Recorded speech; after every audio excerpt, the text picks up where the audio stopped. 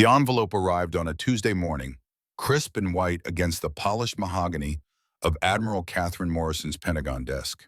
Her name printed in formal military type. No return address beyond the official seal of the United States Department of Defense. She had received 10,000 such envelopes over 30 years of naval service, but something about this one made her hesitate before opening it. The weight felt different, heavier, as if the paper itself carried consequences. Outside her window, Washington traffic crawled through another humid August morning.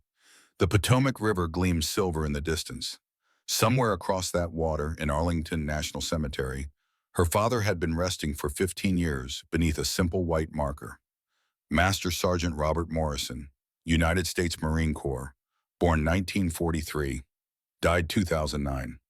The dates carved into stone told nothing about the man who taught his daughter to shoot before she learned to drive, who turned their Montana ranch into a makeshift sniper range every weekend, who believed that precision with a rifle was as fundamental as knowing how to read. Kate Morrison was 52 years old, 3 decades in the Navy, 2 stars on her shoulder boards, widow for 12 years, mother to a son she barely knew anymore. She commanded respect in rooms full of admirals and senators, navigated the treacherous waters of Pentagon politics with the same skill she once used to pilot destroyers through hostile seas. But she had not fired a rifle in 20 years, had not even held one since the day they buried her father with full military honors, while she stood at attention in her dress whites, eyes dry, heart frozen. She opened the envelope with a letter knife that had belonged to her grandfather. Another Marine. The Morrison family seemed to breed them. Warriors who understood that some things were worth fighting for, worth dying for. Though lately Kate wondered if she still qualified for that designation. Admirals pushed papers, made strategic decisions, attended meetings where the closest thing to combat was bureaucratic warfare over budget allocations. The invitation was printed on heavy cardstock, formal language, official seals, but the message underneath all that ceremony was simple and stunning. She was being invited to participate in the Joint Forces Precision Rifle Championship, an annual competition where each branch of the military sent its finest marksmen to compete against one another. Elite shooters who trained constantly, Olympians in uniform, men who could hit targets at distances that seemed impossible to civilians. For the first time in the competition's 17-year history, a female flag officer had been invited to participate. Kate read the invitation 3 times. Her coffee grew cold in its cup. The wall clock ticked away minutes while her mind tried to process what this meant. Someone in the chain of command had decided that she belonged in this competition. Someone thought Admiral Katherine Morrison could stand alongside the finest shooters in the United States military and not embarrass herself.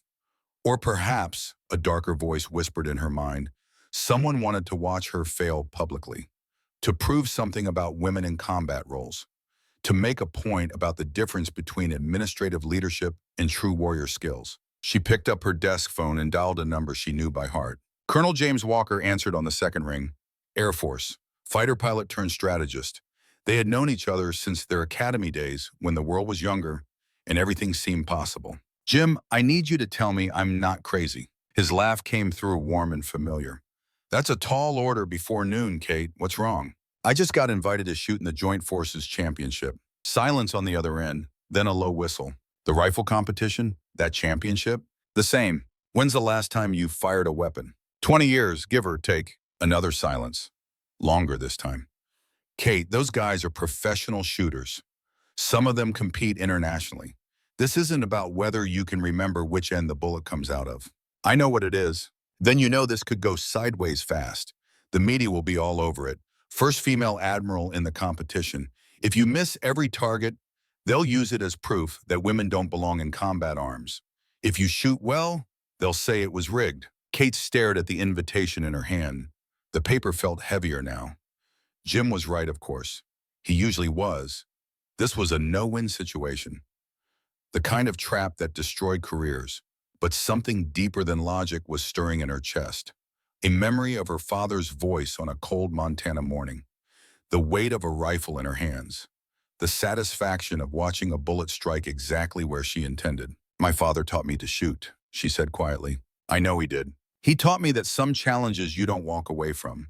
Not because you'll win, but because refusing means something inside you dies. Jim was quiet for a long moment. Buck would have loved this. You know that, right? He would have laughed his ass off and then taken you to the range every day for a month. He's not here to do that. No, but you are. And I'm guessing you didn't call me to talk you out of this. Kate smiled despite herself. I called you to tell me I'm not crazy. You're completely crazy, and I'll be in the stands watching when you do it. She hung up and turned back to the invitation. There was a form to return, acceptance or decline. She reached for a pen, then stopped. The roster of competitors was attached to the invitation, a list of names she didn't recognize. Army snipers, Marine scouts, Air Force special operations, each one accompanied by a brief biography highlighting their qualifications.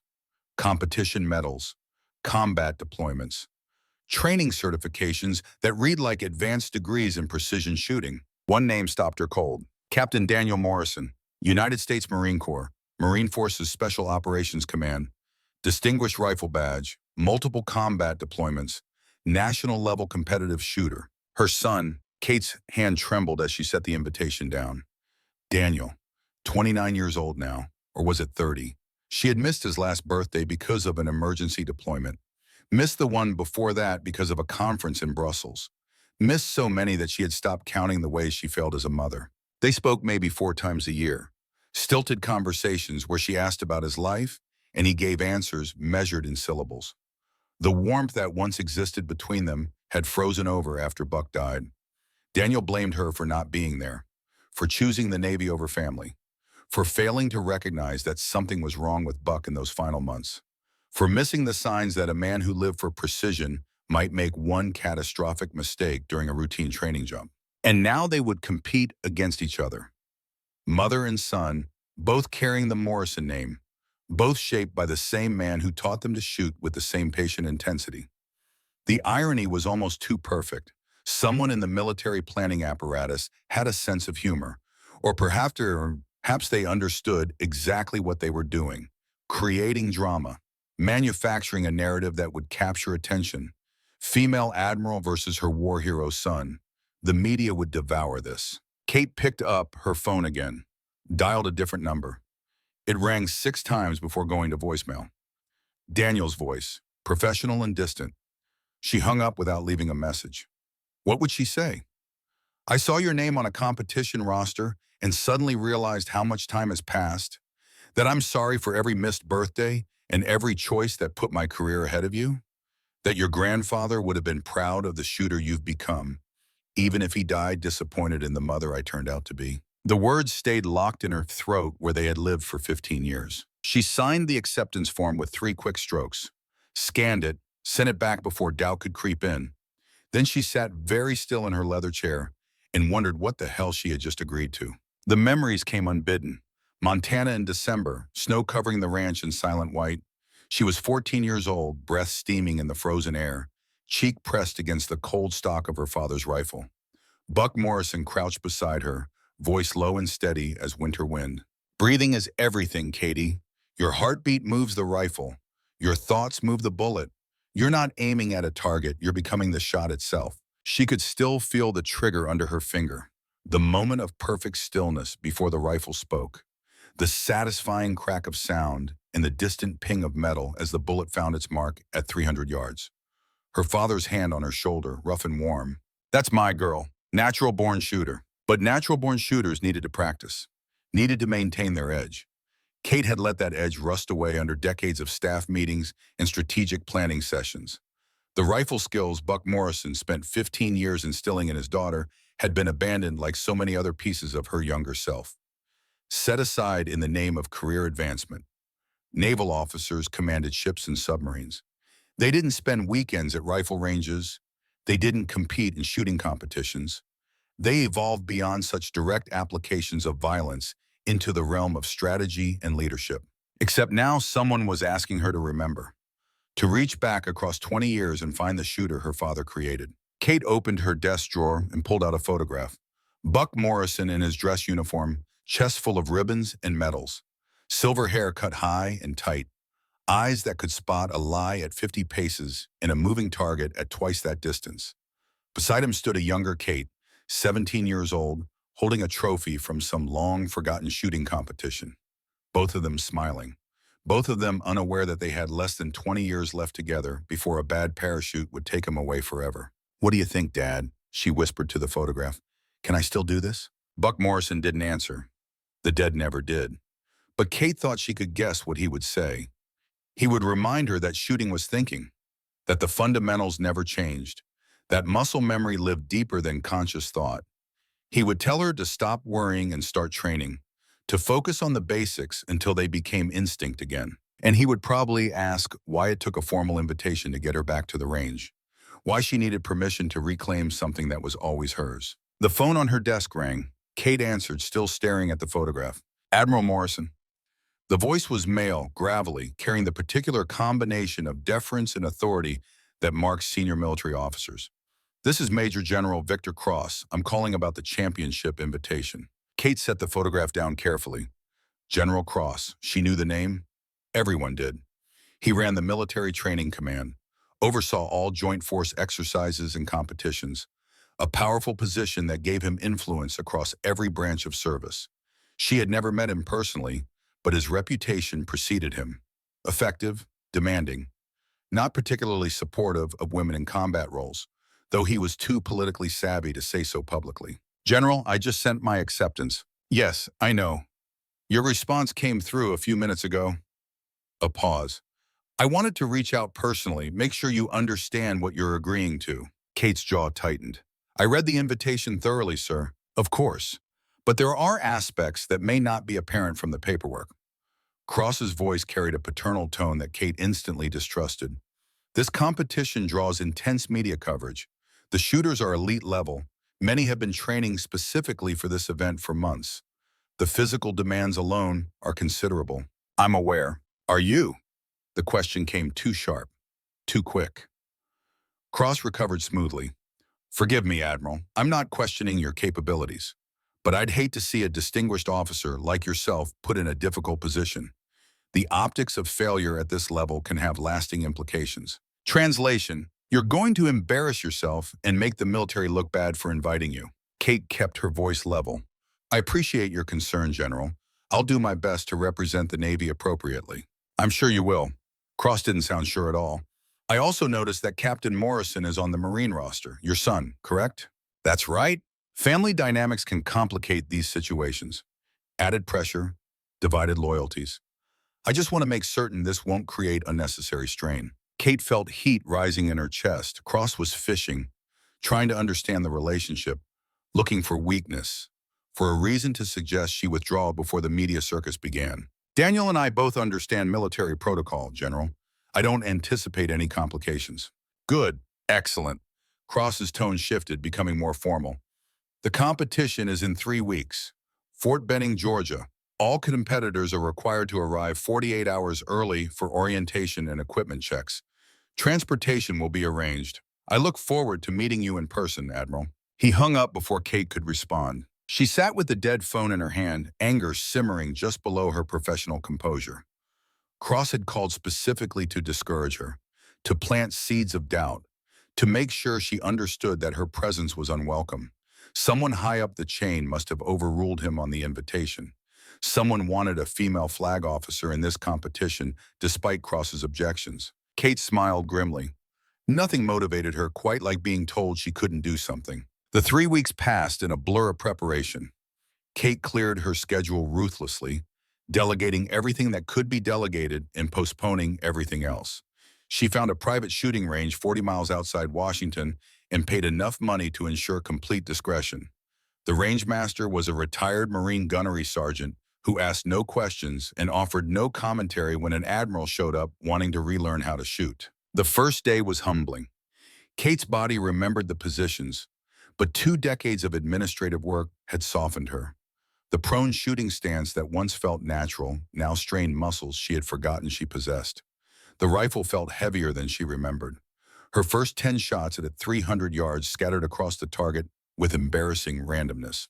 She was a 52-year-old woman trying to resurrect skills that belonged to her teenage self. But Morrison's stubbornness was genetic. Kate returned the next morning, and the morning after that. She spent every spare moment on the range, working through the fundamentals her father drilled into her 30 years earlier.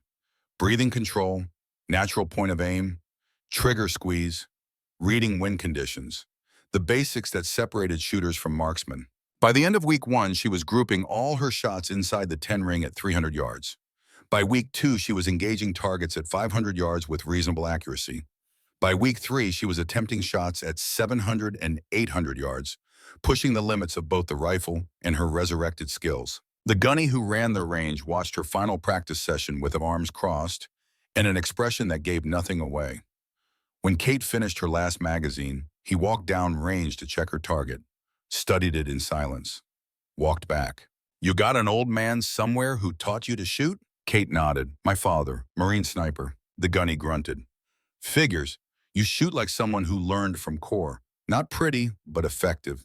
You keep your fundamentals tight. You won't embarrass yourself down at Benning." It was the closest thing to a compliment she had received in 3 weeks of brutal training. Kate accepted it with a nod, packed her gear, drove back to her empty apartment in Arlington, and allowed herself exactly 1 glass of bourbon before bed. The next morning, she flew to Georgia. Fort Benning sprawled across the Georgia landscape like a small city built entirely for the business of war.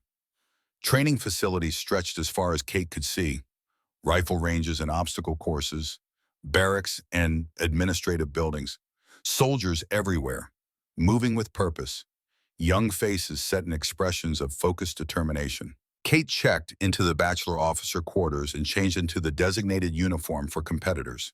No rank insignia, just last names orange stenciled on digital camouflage.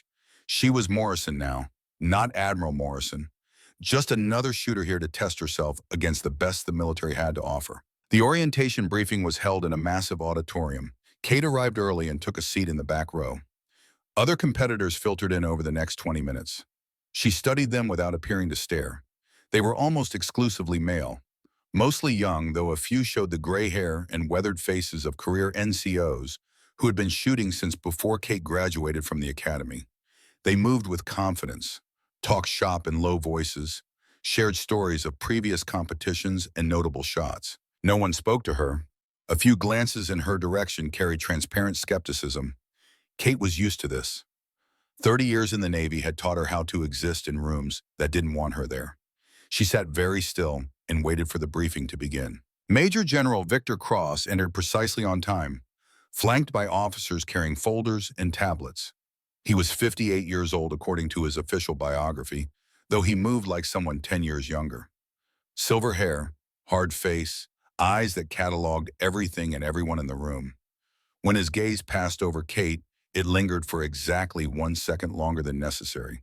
Noted and filed away. "Ladies and gentlemen," Cross began, voice filling the auditorium without need for a microphone, "welcome to the 17th Annual Joint Forces Precision Rifle Championship.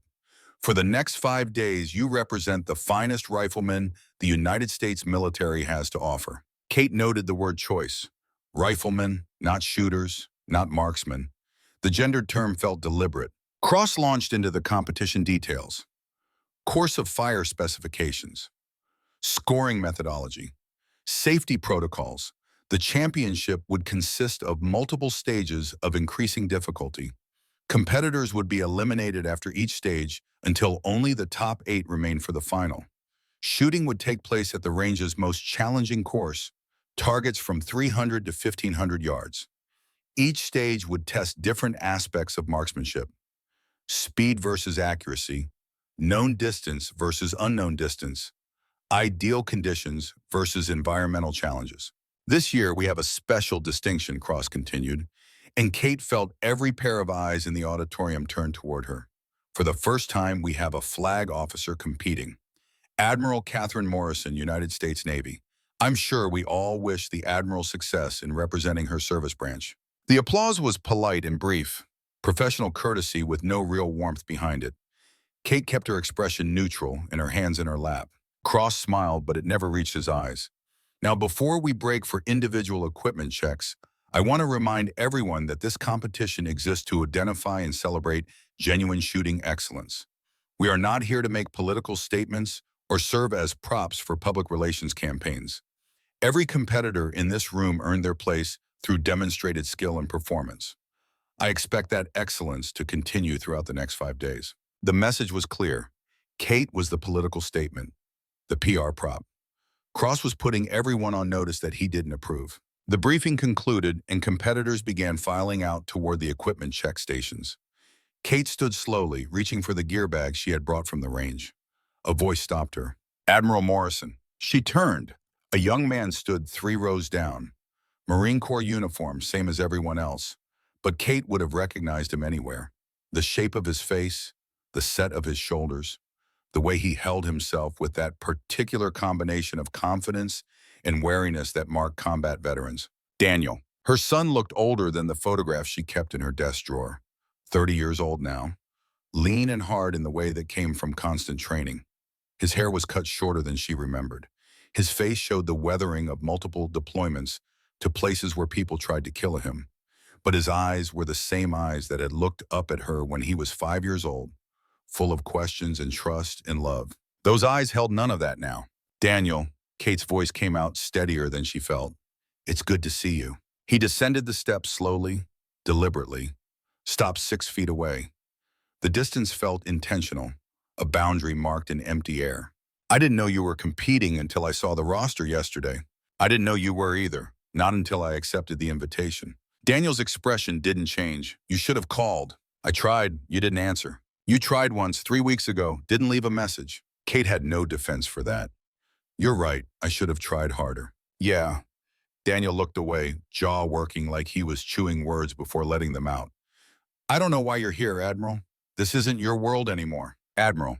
Not mom, not mother, just her rank, distant and formal. I was invited, so was I. Difference is I shoot competitively. I train for this. You haven't touched a rifle in 20 years. I know what I'm doing, Daniel. Do you?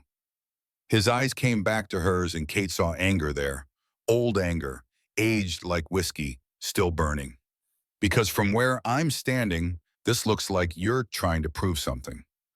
Another career move, another photo opportunity, another chance for Admiral Morrison to show the world how exceptional she is. The words hit harder than any physical blow. Kate forced herself to stay still, to not flinch, to not give ground. I'm here because someone thought I should be. Maybe they're wrong. Maybe I'll fail spectacularly, but I'm going to try. Daniel shook his head. You know what Grandpa Buck would say about this? Kate's breath caught. What? He'd say you don't just show up to something like this on 3 weeks' notice and expect to hang with shooters who've been training their whole lives. He'd say you're being arrogant, disrespectful to the craft he spent 15 years teaching you. Your grandfather is dead. The words came out harder than Kate intended. He died 15 years ago while I was commanding a destroyer in the Pacific. I didn't get to hear his final advice about anything. No, Daniel's voice dropped lower. You didn't, because you chose the Navy over family. You always did. They stood in silence, 6 feet apart, 3 decades of distance compressed into a single painful moment. Around them, the auditorium emptied. Other competitors heading to equipment checks and range orientations, living their lives unaware that something was breaking between a mother and son who had barely held together for 15 years. Kate wanted to reach out, to close that 6-foot gap, to tell Daniel all the things she should have said years ago, that she was sorry, that she had made choices she couldn't take back, that loving him and failing him could somehow exist in the same heart. But the words stayed locked in her throat where they had lived for too long. I'm not here to compete against you, she said finally. I'm here to compete against myself, to see if I can still do something I once loved. Daniel's expression softened fractionally, just enough that Kate could see past the anger to the hurt beneath. The boy who lost his grandfather, who lost his mother to a career that demanded everything, who learned to be a warrior in the absence of the people who should have taught him how. Don't expect me to go easy on you because you're my mother, he said quietly. I wouldn't want you to. He nodded once, sharp and military, then turned and walked away without another word. Kate watched him go, her heart hammering against her ribs. She had known this reunion would be difficult, had prepared herself for coldness, for distance. But standing in the empty auditorium, watching her son disappear through the exit, she understood with perfect clarity how much damage 3 decades of choices could inflict. She picked up her gear bag and headed for the equipment check station, moving through muscle memory while her mind replayed every word of their conversation, analyzing, strategizing, looking for the mistake that could be corrected, the tactical error that could be fixed. But some mistakes were strategic, decades in the making, the kind that didn't get solved with a single conversation or a well-placed apology, the kind that required time and consistency and the slow rebuilding of trust that had been shattered by absence in priority and the endless demands of military service. Kate Morrison had commanded ships and task forces, had made decisions that affected thousands of lives, had navigated political waters that would have drowned lesser officers, but she had never figured out how to be both an admiral and a mother, never learned how to balance the competing demands of duty and family. And now, standing in a Georgia training facility about to compete against the finest shooters in the military, she wondered if it was too late to learn. The equipment check took 30 minutes. They issued her a rifle, standard military precision weapon, well-maintained but showing the wear of heavy use. Not the custom competition pieces that some shooters brought, not the hand-built rifles with precisely tuned triggers and hand-loaded ammunition. Just a good solid military-grade rifle that would shoot where you aimed it if you did your part. Kate Fields stripped it on the inspection table, checking each component with hands that remembered this ritual from decades ago. Bolt assembly, firing pin, extractor, everything clean and functional. She reassembled it in less than a minute, muscle memory overriding conscious thought. The armorer watching her grunted approval. "You've done this before. Long time ago. Looks like you remember." Kate shouldered the rifle, checking the fit and balance. It felt right, or right enough. She would need to zero the scope tomorrow during the practice session. Learn the rifle's particular characteristics. Adapt to its personality the way shooters had adapted to rifles since firearms were invented. "All set, Admiral?" She turned.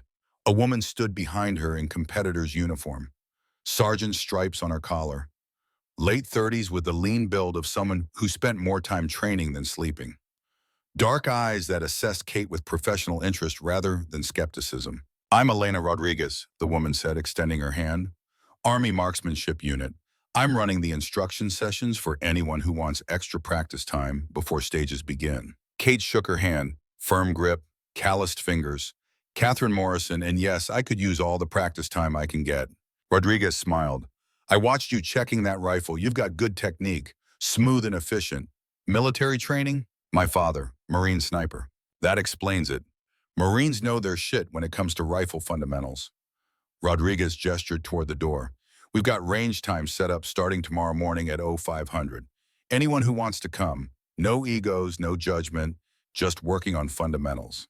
You interested?" "Absolutely." "Good." Rodriguez lowered her voice slightly. "Fair warning, Admiral. There's going to be some hostility out there. Some of these guys don't think you belong here. They'll be looking for you to fail." Kate appreciated the directness. "I've noticed." "Yeah, figured you would have.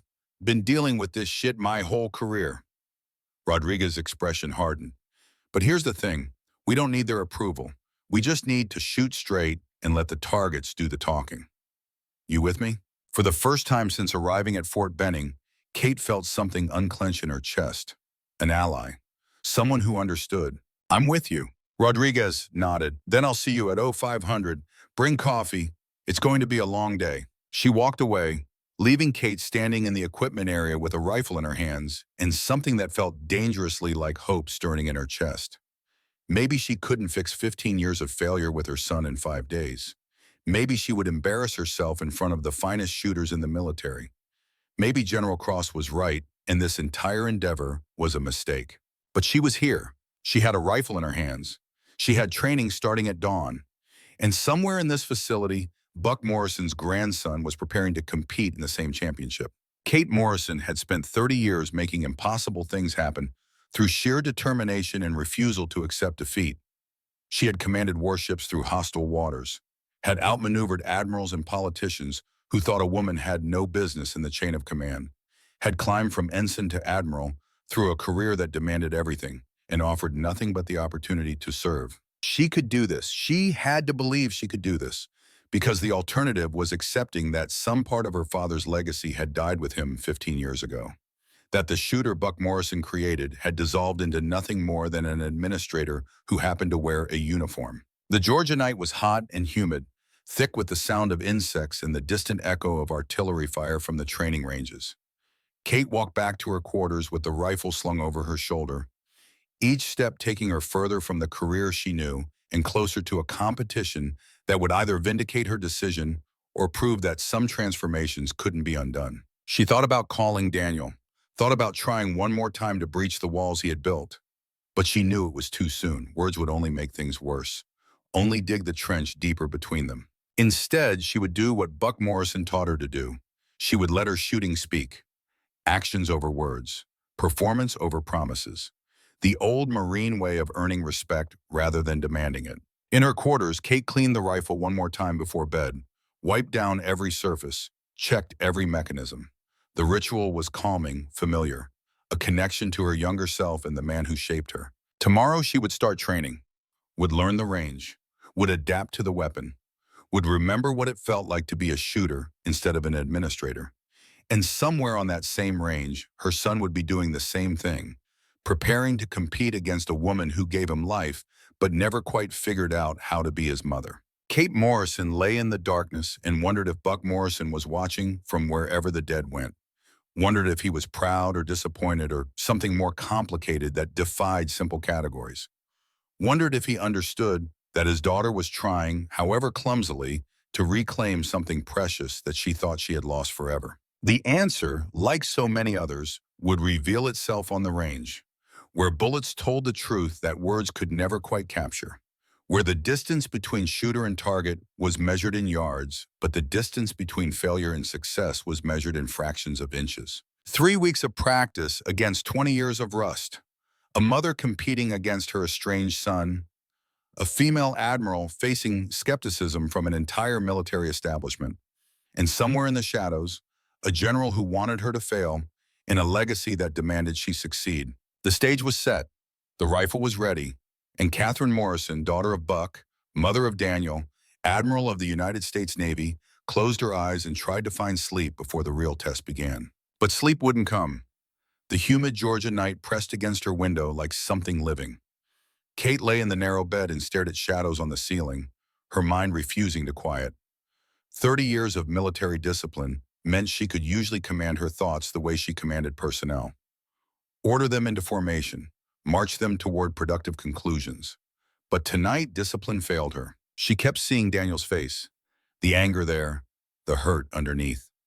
15 years of accumulated grievances compressed into a single conversation that changed nothing and revealed everything. Kate had always known she failed as a mother, had accepted that truth the way she accepted other unpleasant realities of her career. Deployments meant absence. Command meant sacrifice. Excellence in one area required compromise in others. She told herself these things so often they became gospel, became justification for choices that maybe didn't deserve to be justified. Buck Morrison would have had something to say about that. Her father believed in hard truths delivered without cushioning. He would have looked Kate in the eye and asked why she thought being a warrior meant abandoning motherhood. Would have pointed out that plenty of men managed to have both careers and families. Would have wondered aloud why Kate thought she needed to choose when the men around her never did. Kate rolled onto her side, facing the dark window. Her father had been complicated in ways she only understood after he was gone. Buck Morrison balanced warrior and family man with ease Kate never mastered. He came home after 3 combat tours, raised cattle and a daughter with the same intensity he once applied to long-range shooting. Made it look simple. Kate never learned the trick. The Navy demanded everything. She gave it willingly. Daniel paid the price. She wondered if her son was sleeping now in his own quarters, a few hundred yards away. They were more alike than either wanted to admit. Both Morrison stubborn, both shaped by Buck's teaching, both carrying wounds that never quite healed. Kate's phone glowed on the bedside table. 3:17 in the morning. She should sleep. But her mind kept circling. Why was she really here? General Cross thought it was politics. He probably thought Kate was advancing some feminist agenda. The idea made her angry. Cross didn't know the girl who learned to shoot on a Montana ranch because her father believed skills mattered more than gender. Who put 10,000 rounds down range before she graduated high school? Who could field strip a rifle blindfolded? That girl shot because it was beautiful. Because there was something pure in the relationship between shooter, rifle, and distant target. In those moments before the trigger broke, the universe contracted to a single point of clarity. Nothing else mattered. just the craft her father taught her to respect. Kate wanted that feeling again, needed it. 30 years of command decisions and strategic planning had buried the shooter under layers of Admiral. She missed the simplicity, the honesty. Targets didn't lie. Bullets didn't play politics. Either you hit or you missed, and the reasons why were measurable and correctable. Maybe that's what Buck would say if he was here. Stop overthinking. Stop strategizing. Just shoot. Let the rifle remember what your mind has forgotten. Kate sat up and turned on the bedside lamp. Sleep was pointless. She pulled out her phone and started writing down everything she remembered about her father's training. Breathing comes before aiming. Your body is the weapon. The rifle just delivers what your mind already decided. Wind is honest if you know how to read it. Patience is the difference between good shooters and great ones. Daniel had received the same training. Buck took his grandson to the range with the same patient intensity. Kate remembered watching them together. Daniel may be 12, listening to Buck explain breathing control. 3 generations of warriors compressed into Montana afternoons. She should have been there more often. The Navy was important, but so was showing up. Kate closed the notes app and stood up, paced the small room. The rifle leaned against the wall, cleaned and ready. Tomorrow she would take it to the range and remember what shooting felt like. Would spend hours rebuilding skills that once came as naturally as breathing. Would push her 52-year-old body to perform like it was 20 again. And she would do it with Daniel somewhere on the same range. Both of them competing. Both of them carrying Buck Morrison's legacy forward in their own ways. Mother and son, strangers who shared blood and training and a dead man's love. Kate picked up her rifle, held it in the darkness. The weight felt right, familiar. She pressed the stock against her shoulder, let her breathing slow into the rhythm Buck taught her. "I'm going to try, Dad," she whispered to the empty room. Buck Morrison didn't answer, but Kate thought she felt something, a connection to the man who shaped her into a warrior before the Navy made her an admiral. She set the rifle down and checked the time. 4:15. Close enough. Kate dressed in her training uniform, laced her boots with precise, even tension, made the bed with hospital corners sharp enough to satisfy any drill instructor. The rituals of military life providing structure when her thoughts wanted to scatter. By 4:45, she was walking toward the range in darkness, rifle slung over her shoulder, coffee in a travel mug. Stars fading overhead, a Georgia dawn approached.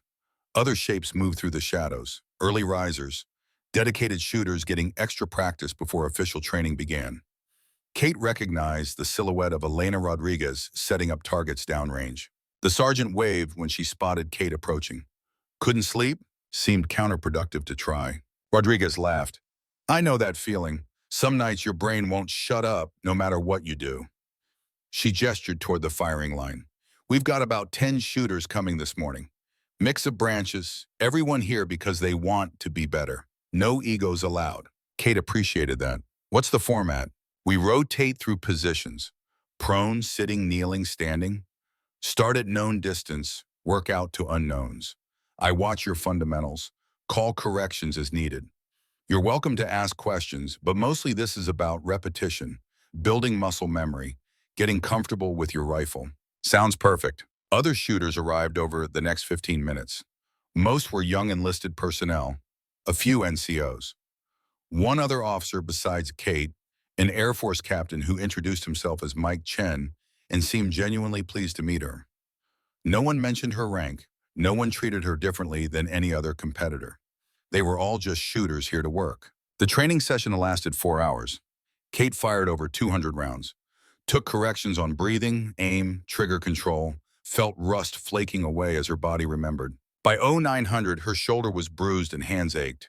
But her groups were tightening, the rifle becoming an extension of her will rather than a separate tool. Rodriguez approached as Kate cleaned her rifle. "Good progress, Admiral. Your fundamentals are solid, just needed to knock the rust off." "Thanks to you." "No, thanks to whoever trained you originally. Great instruction stays with you even when you forget you have it." Rodriguez glanced around, lowering her voice. "When the competition starts, some guys will try to get in your head. Psychological warfare. Don't let them. Just shoot your own match." "Is that what you do?" "Every time, only way to survive." Rodriguez paused. "That include your son?" "I know all the top competitive shooters. Your boy is legitimately talented." "I'm not here to beat him." Rodriguez studied her for a long moment. No? Then why are you here? Kate considered the question. I'm here because I forgot I was a shooter. I want to remember. And if remembering means competing against your son, then I'll deal with that when it happens. Rodriguez nodded. Just be ready. Family dynamics and competition get messy. She walked away. Kate stood on the empty range with uncomfortable questions. She hadn't thought about beating Daniel. What would that do to their relationship? Would he see it as Kate competing with him instead of supporting him? Kate didn't have answers, but she knew one thing. She wouldn't throw matches, wouldn't deliberately shoot poorly. That would dishonor everything Buck Morrison taught them. Her father believed in honest competition, in earning respect through performance. If Kate was doing this, she would do it right, would shoot her best. And if that meant facing her son with everything on display, so be it. Some truths needed bullets instead of words. She walked back toward her quarters as morning heat began building across the Georgia landscape. The competition would begin tomorrow with qualification rounds. 4 stages to winnow the field from 40 shooters down to 8 finalists. Kate needed to survive those eliminations, needed to prove she belonged here. Not for General Cross, not for the media, not even for Daniel, but for herself. For the girl who learned to shoot on a Montana ranch. For the daughter who never got to tell her father goodbye. For the shooter buried under 3 decades of Admiral. Kate Morrison was going to remember who she used to be, and maybe, just maybe, discover who she could still become. The Georgia dawn arrived with brutal heat already building across Fort Benning's rifle ranges. Kate Morrison stood at the qualification line with 39 other competitors, each one holding a weapon that would speak louder than any words they might exchange. The first elimination round would cut this field in half. 20 shooters would continue. 20 would go home. Mathematics reduced to its most honest form. Hit or miss, succeed or fail. No appeals, no second chances. The range stretched before them like a proving ground designed by someone who understood that comfort bred weakness. 6 targets at distances from 400 to 1,200 yards. Each shooter would have 90 seconds to engage all 6. Score would be calculated on accuracy first, time second. Simple enough in theory, brutal in execution. Kate had drawn position 17, middle of the pack. Neither advantage nor disadvantage. Just another number on a firing line where admirals and privates were measured by identical standards. She wore the same uniform as everyone else, carried the same model rifle, breathed the same humid air that tasted of gunpowder and Georgia clay. For the next 90 seconds, rank would mean nothing. Only the fundamentals would matter. Daniel had drawn position 6.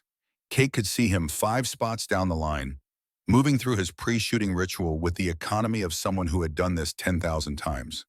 Checking his rifle, testing the bipod legs, studying wind flags with eyes that cataloged information the way computers process data. He looked calm, focused, completely in control of himself and the space around him. Kate envied that control. Her own hands trembled slightly as she settled into the prone position behind her rifle. Not from fear exactly, more from the weight of knowing what this moment represented. 30 years since she last competed in any formal shooting match. 20 years since she fired a rifle at all. 3 weeks of frantic preparation against decades of rust. The mathematics were not in her favor. Sergeant Rodriguez moved down the line, checking each competitor's setup. She stopped at Kate's position and crouched low enough to speak without the others hearing. Your breathing is too fast. You're psyching yourself out. I'm fine. You're not fine. You're thinking about everything except the targets. Rodriguez's voice carried no judgment, just observation. Your father ever tell you about the 90-second rule? Kate frowned. What rule? Buck Morrison was famous for it. Used to say that once you get behind the rifle, you have 90 seconds of perfect clarity before doubt creeps in. The trick is recognizing when those 90 seconds start. Rodriguez stood. They start now, Admiral, not when the timer begins. Now. She walked away before Kate could respond, but the words hit like a well-aimed shot. Kate forced herself to slow her breathing, to let her heart rate settle, to stop thinking about Daniel and Cross and all the ways this could go wrong. The rifle in her hands was the same rifle she trained with yesterday. The targets downrange were just steel and paint. The fundamentals her father taught her 30 years ago were still true.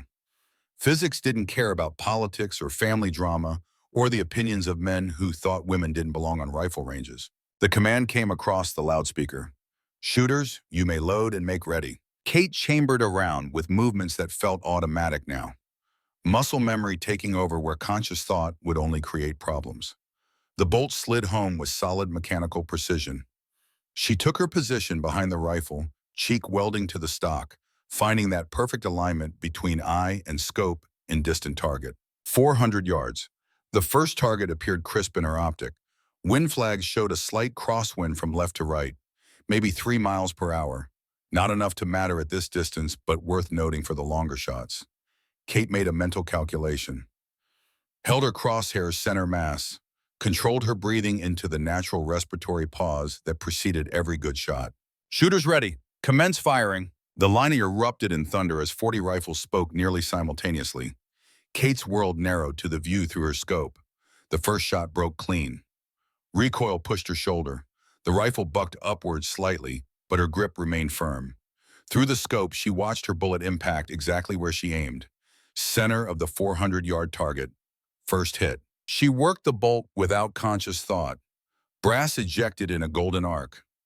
Fresh round chambered. Her scope was already swinging toward the second target at 600 yards. The wind was more of a factor here. She compensated automatically, holding slightly right of center. The fundamentals Buck Morrison drilled into her were speaking now. Not her mind, not her doubts, just the pure mechanical relationship between shooter and target. Second shot, second hit. Time became elastic. Kate existed in that strange space where seconds stretched into minutes and everything moved with crystal clarity. Third target at 800 yards.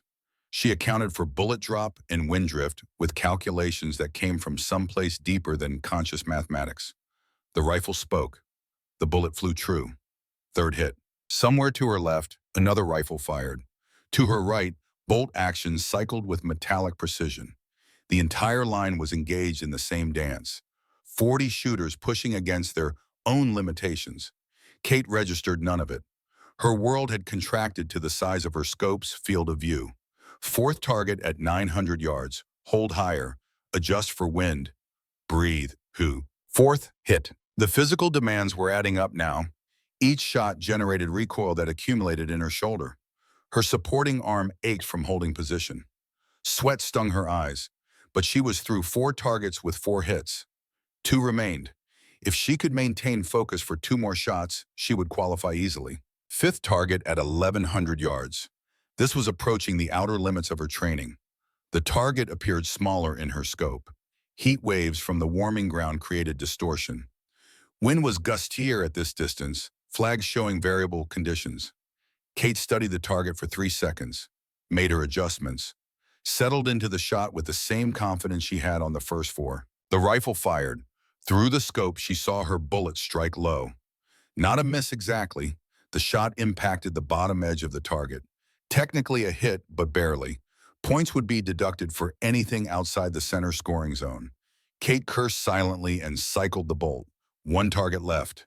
She needed a perfect shot on the final target to compensate for the marginal hit on number 5. 1,200 yards. Maximum distance for this stage. The target wavered in her scope like something seen through water. This was where amateurs fell apart, where breathing control and trigger discipline separated real shooters from people who just owned rifles. Kate's father used to say that 1,000-yard shots were 90% mental. You had to believe the bullet would go where you aimed even when every logical part of your brain said the distance was impossible. Kate found her natural point of aim. Let her breathing settle into mechanical rhythm. The crosshairs danced on the target, but she waited for the moment of perfect stillness. When it came, she broke the trigger without conscious decision. The shot surprised her the way good shots always did. The rifle recoiled. The bullet disappeared into distance. For 2 full seconds, nothing happened. Then the 1,200-yard target rang with the distinct sound of solid impact. 6 targets, 6 hits. Kate safed to her rifle and stood slowly, every muscle in her body screaming protest. Around her, other shooters were finishing their runs. Some wore expressions of satisfaction. Others showed the hollow disappointment that came from knowing they had failed. The mathematics were already being calculated. Scores would post within minutes. Kate moved off the firing line and found a shaded area where she could clean her rifle and wait for results. Her hands shook slightly as she ran a cleaning patch through the barrel. Adrenaline draining away left her feeling hollow and exhausted. She had done everything she could. The rest was mathematics and luck. Not bad for someone who hasn't shot in 20 years. Kate looked up. Daniel stood 10 feet away, his own rifle slung over his shoulder. He didn't approach closer. The boundary between them remained, but his expression had shifted from yesterday's anger to something more complicated. Respect, maybe, or confusion about how to feel when your estranged mother just shot cleaner than half the competitors. "How did you do?" Kate asked. "8 for 8. I ran 2 bonus targets after finishing the required 6. Daniel's voice carried no pride, just factual reporting. 73 seconds total should put me in the top 5. 8 targets in 73 seconds. Kate felt a mix of emotions she couldn't quite name. Pride in her son's skill, disappointment in the gap between his performance and hers, relief that he was shooting well enough that her presence wouldn't overshadow his achievement. Daniel had earned his place here through years of training and competition. She was the interloper, the outsider trying to reclaim something she surrendered decades ago. "That's exceptional shooting," she said. Daniel shrugged. Grandpa Buck would have expected better. He used to say that 70 seconds on 8 targets was the baseline for anyone serious about long-range work. "Your grandfather had high standards." "Yeah, he did." Daniel's jaw worked like he was chewing words before releasing them. "You shot clean, 6 for 6. That's better than I thought you'd do." It wasn't quite a compliment, more like acknowledgement that Kate had exceeded his expectations by surviving rather than failing spectacularly. She accepted it for what it was. "I had good instruction growing up." "We both did." Daniel looked away toward the scoring table where officials were posting results. "I need to check my placement. Good luck with yours." He walked away before Kate could respond. The conversation had been civil, professional, completely devoid of warmth but absent the active hostility from yesterday. Progress measured in millimeters. Kate would take what she could get. The scores posted 15 minutes later. Kate pushed through the crowd of competitors gathered around the board.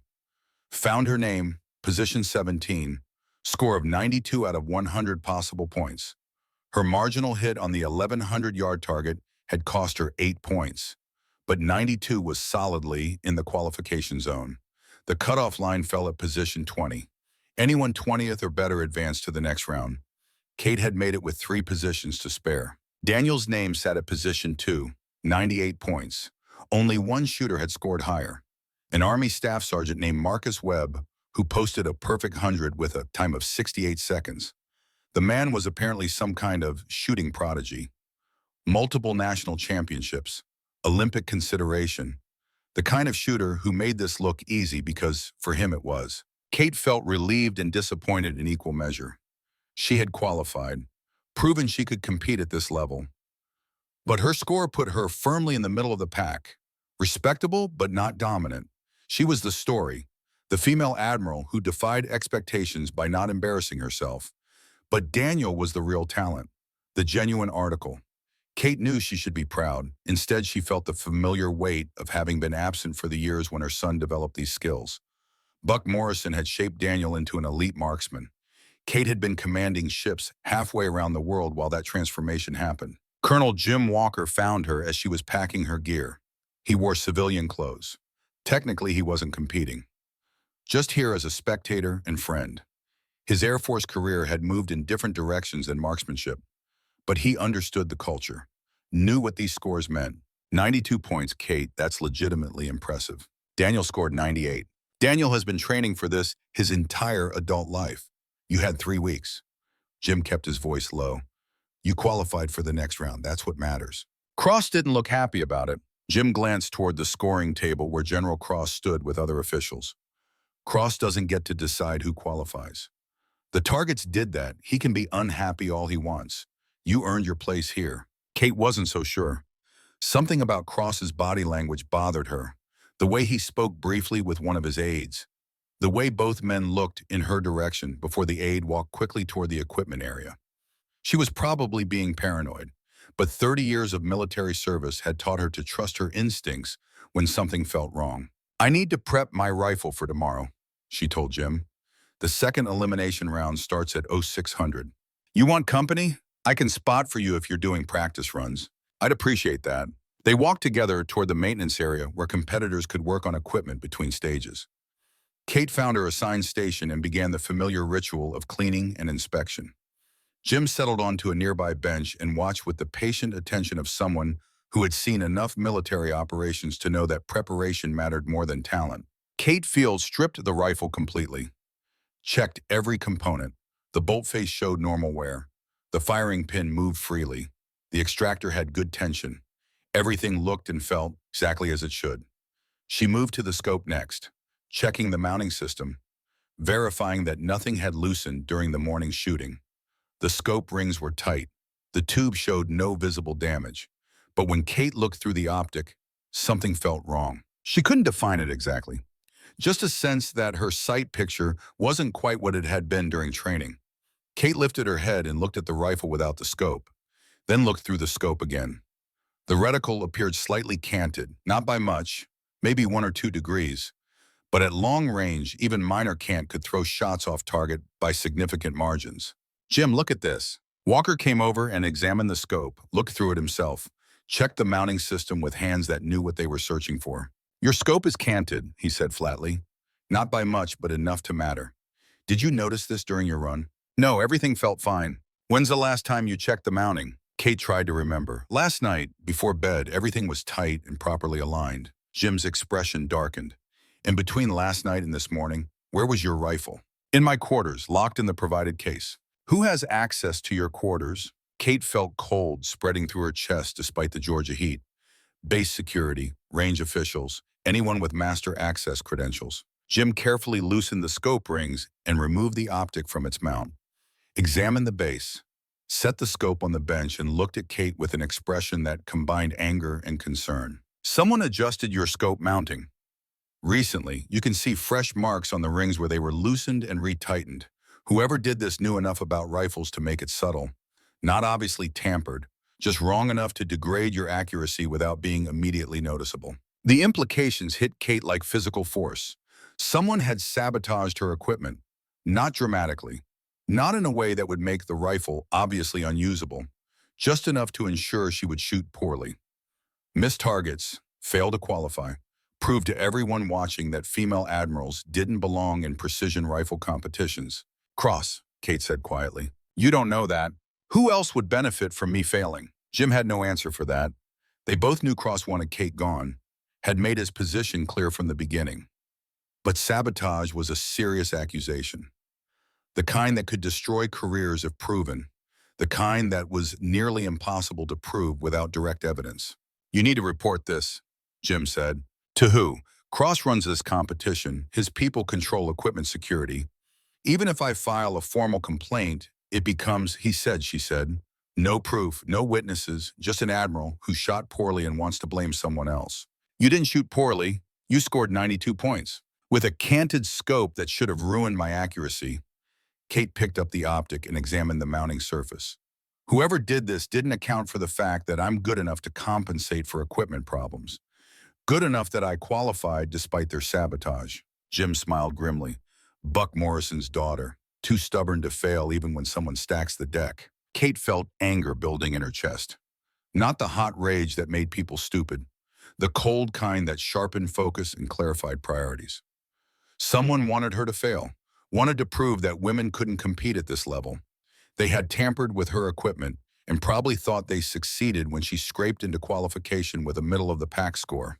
What they didn't know was that Kate had qualified while shooting with degraded accuracy, which meant when she fixed the scope problem, her shooting would improve.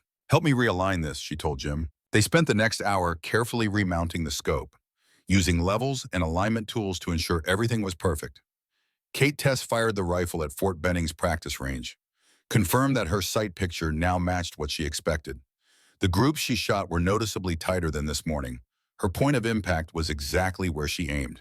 With properly functioning equipment, she was shooting at a higher level than her qualification score suggested. Tomorrow morning is the semifinal round, Kate said as they finished. 10 targets, distances from 500 to 1,500 yards, 90-second time limit. This is where the real shooters separate from the lucky ones. You're not lucky, you're skilled. I'm rusty. Daniel will dominate. Webb will probably post another perfect score. I just need to stay in the top 8 to make the finals. Jim studied her for a long moment. Kate, you realize what's happening here. Someone tried to sabotage you and you still qualified. Now you're going into the semifinals with properly functioning equipment and 3 weeks of intensive training.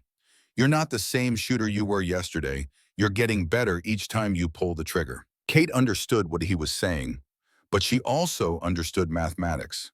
Daniel and Webb were operating at a level she couldn't match. Not with 3 weeks of preparation, not with a lifetime. They were natural talents who spent years refining their craft. Kate was a 52-year-old admiral trying to resurrect skills from her youth. The gap was too large. Physics and age were immovable forces. I'm not going to beat Daniel, she said. Maybe not, but you're going to make him work for it. That's more than anyone expected from you 3 days ago. They parted ways as evening settled across Fort Benning.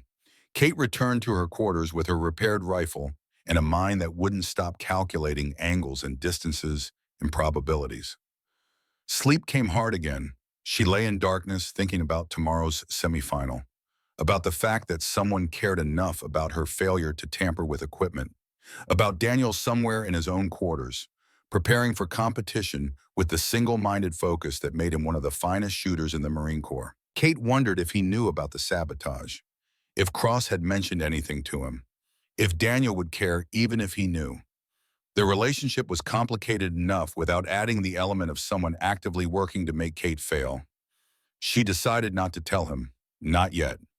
Some conversations required better timing than the night before a major elimination round. Instead, she reviewed her notes on long-range shooting, the principles Buck Morrison taught her, the corrections Rodriguez made during training, the patterns she noticed in her own shooting during qualification. Kate built a mental model of the semifinal course, visualized each target, calculated holdovers and wind corrections, prepared herself the way she prepared for any important military operation, with thorough planning and realistic assessment of capabilities and limitations. At 0300, she gave up on sleep entirely, made coffee in the small machine provided in her quarters, sat at the desk with her rifle partially disassembled for one final inspection. Everything remained as she and Jim had said it, scope properly mounted, all components functioning correctly. The rifle was ready. Whether Kate Morrison was ready remained to be seen. She arrived at the range 30 minutes before the scheduled start time.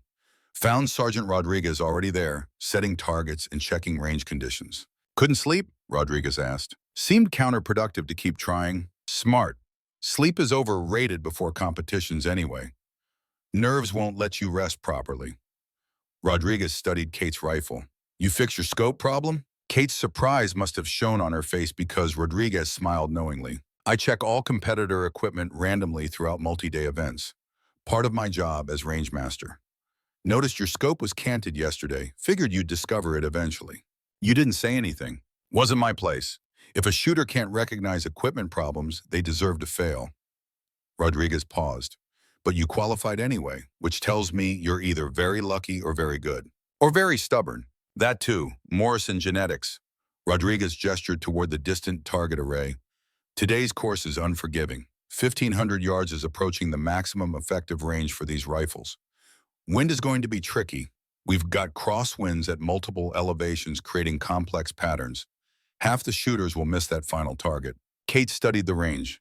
The 1,500-yard target sat on a hillside with natural windbreaks that would create unpredictable currents.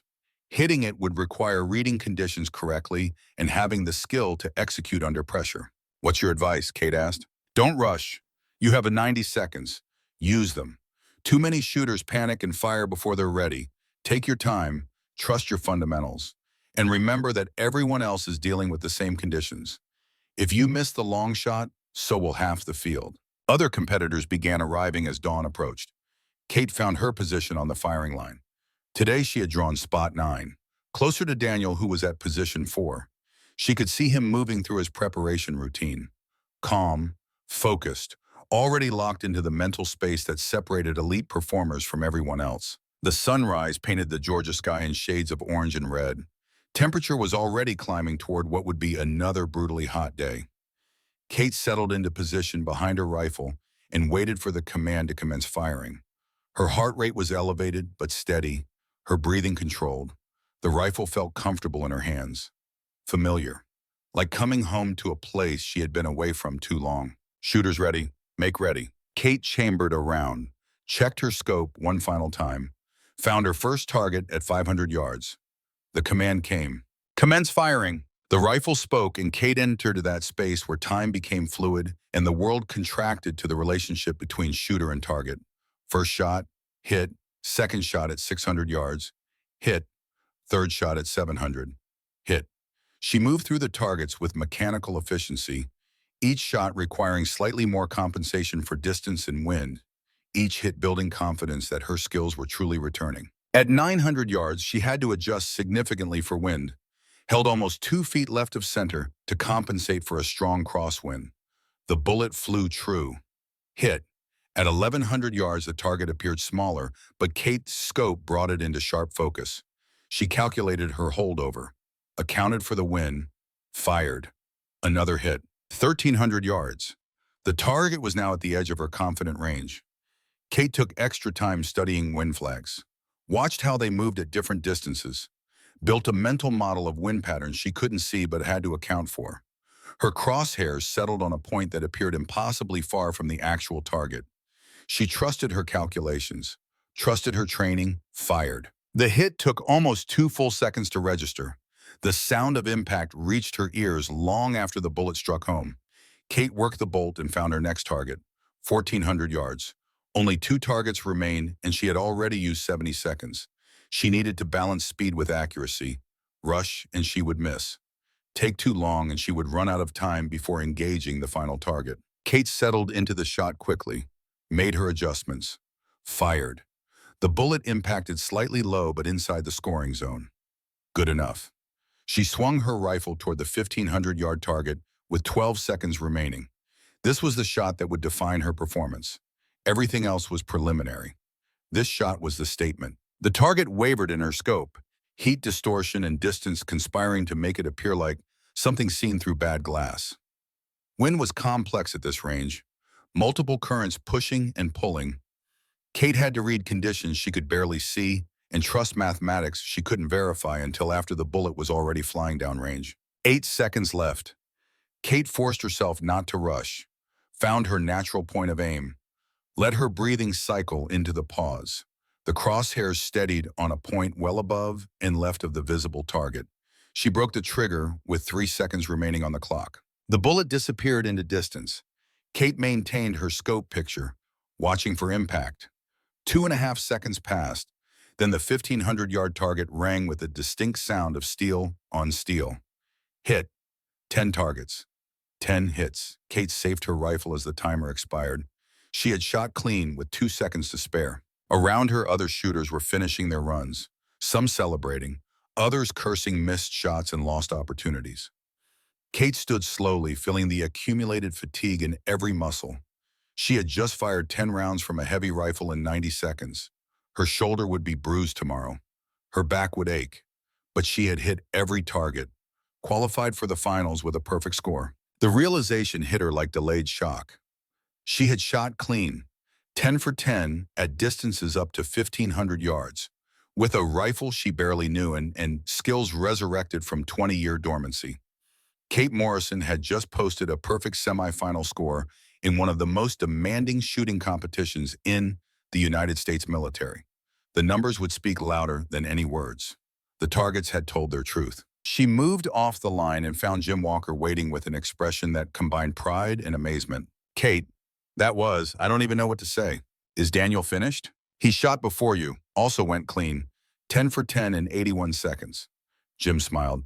You two are going to the finals together, mother and son, both perfect scores. The media is going to lose their minds. Kate felt emotions she couldn't quite categorize. Pride in her performance, relief that the sabotage hadn't worked, anxiety about what came next, and underneath it all, a growing awareness that her relationship with Daniel was about to face its greatest test. They would compete in the finals. 8 shooters, 4 elimination rounds, winner takes all, mother against son, Morrison against Morrison, with the entire military community watching to see how this family drama resolved itself. The scores posted an hour later. 8 names on the list. 8 shooters who would compete for the championship. Staff Sergeant Marcus Webb at position 1 with a perfect score of 100 points posted in 68 seconds. Captain Daniel Morrison at position 2, perfect score in 81 seconds. Admiral Katherine Morrison at position 3, perfect score in 88 seconds. 5 other elite shooters rounding out the final 8, all of them skilled, all of them hungry, all of them about to face a course of fire designed to find the single best rifle marksman in the United States military. Kate studied the list and understood with perfect clarity what was happening. She had stopped being the story about diversity and inclusion, had stopped being the female admiral making a statement. She was now a legitimate competitor, a shooter who posted back-to-back qualification rounds with scores that put her in the top 3. The narrative had shifted. The mathematics couldn't be argued. Kate Morrison belonged here. The targets said so, and targets never lied. General Cross approached as she packed her gear. His expression was unreadable, but his eyes carried something that looked like grudging respect. Admiral, impressive shooting today. Thank you, sir. I'll admit I had doubts about your ability to compete at this level. Cross's voice carried no warmth, but the words were professionally correct. You've proven me wrong. That takes integrity. Kate met his gaze directly. Someone tampered with my scope before the qualification round yesterday. Adjusted the mounting to degrade my accuracy. I shot 92 points with equipment that should have made me fail completely. Cross's expression hardened. That's a serious accusation. It's a true statement. Colonel Walker witnessed the evidence. Fresh marks on the scope rings. Can't that wasn't present the night before. Someone with access to equipment, storage, deliberately sabotaged my rifle. Do you have proof of who did this? No, sir, just the evidence that it happened. Cross was silent for a long moment. I'll have security review access logs. If someone violated equipment protocols, they'll be identified and disciplined. But Admiral, be very careful about making accusations you can't prove. Competitions like this generate intense emotions. People see conspiracies where none exist. He walked away before Kate could respond. Jim had been right. Without direct evidence, sabotage accusations went nowhere. Cross would make a show of investigating. Nothing would be found. The implication would hang over Kate that she was making excuses or seeing problems that didn't exist. She decided to let it drop. The best revenge was success. She had qualified for finals despite the sabotage. Now she would compete in those finals and let her shooting speak louder than any accusations. Daniel found her as she was leaving the range. He stood 10 feet away, maintaining that familiar distance. But his expression had shifted again. Not quite warmth, but something approaching it. 10 for 10, he said. That's real shooting. So is 81 seconds on the same course. You made that look easy. It wasn't easy, that 1,500-yard target. The wind was. He trailed off, searching for words. You read it correctly. I saw your hold-off. That was advanced-level wind doping. Kate felt something loosen in her chest. Your grandfather taught me to trust mathematics even when they felt wrong. Wind at 1,500 yards creates holds that look impossible. But the math doesn't lie. He taught me the same thing. Daniel shifted his weight, still not approaching closer. We're going to face each other in the finals. You know that, right? Top 8, elimination rounds. It's going to come down to you and me and Webb, probably. I know. I'm not going to shoot poorly to spare your feelings. I don't want you to. That would dishonor everything your grandfather taught us both. Daniel nodded slowly. Good, because I'm going to shoot my best. And I'm going to win. Not because you're my mother, because I'm better. The words should have stung. Instead, Kate felt something like relief. Daniel was treating her as a real competitor. An equal. Someone worthy of his best effort rather than someone who needed to be handled carefully or defeated easily to prove a point. It was perhaps the most honest conversation they had shared in 15 years. Then I'll see you on the firing line tomorrow, Kate said. May the best Morrison win. Daniel almost smiled. Almost. Then he turned and walked away without another word. Kate watched him go and understood that whatever happened in the finals, something had already shifted between them. Not forgiveness exactly, but recognition. Her son saw her as a shooter now. Not just an admiral, not just an absent mother, but someone who understood the craft they both inherited from the same man. That recognition mattered more than any trophy or title. Kate Morrison walked back to her quarters as Georgia evening settled across Fort Benning. Tomorrow would bring the championship finals.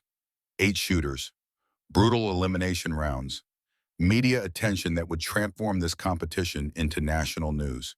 Her body ached. Her mind was exhausted.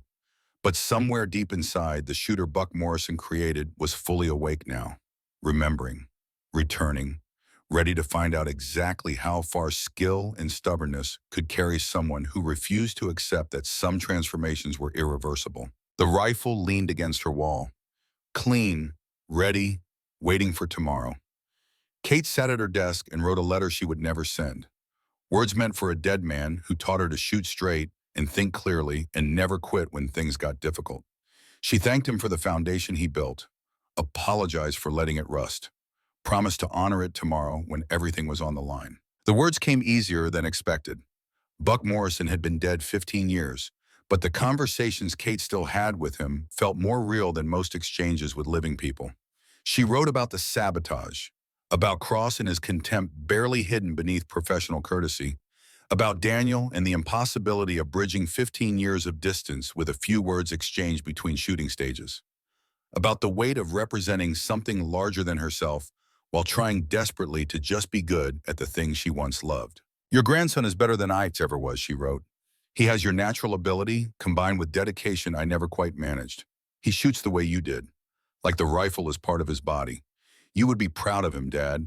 He became the Morrison you always wanted. Kate paused, pen hovering over paper. The next words hurt to write. I became the Morrison who left, who chose the Navy over family.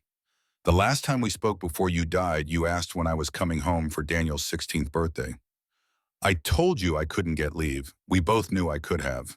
But there was a training exercise, important work, all the justifications that seemed so compelling at the time and now feel hollow. 3 months later, you were dead. Parachute malfunction during a routine training jump. Equipment failure, they said. But I've spent 15 years wondering if something else was happening. If you were distracted. If the weight of watching your family fall apart was too much. I'll never know. The questions eat at me. Kate set down the pen, stared at words she had never spoken aloud. Her eyes burned, but she refused to cry. Morrison women didn't cry. Better to channel emotion into action, into performance. Except that lesson had also taught her to bury feelings so deep she forgot they existed. To become so focused on achievement that human connection seemed expendable, something you could always address later. But later never came. There was always another deployment, another reason to prioritize mission over people. Kate stood and walked to the window. Fort Benning stretched into darkness. Somewhere out there, Daniel was probably still awake, maybe cleaning his rifle, maybe reviewing wind patterns, maybe thinking about tomorrow's competition against his mother, or maybe not thinking about her at all. Maybe she was just another competitor, another name on the roster, someone who shared his last name but was otherwise a stranger. The thought hurt.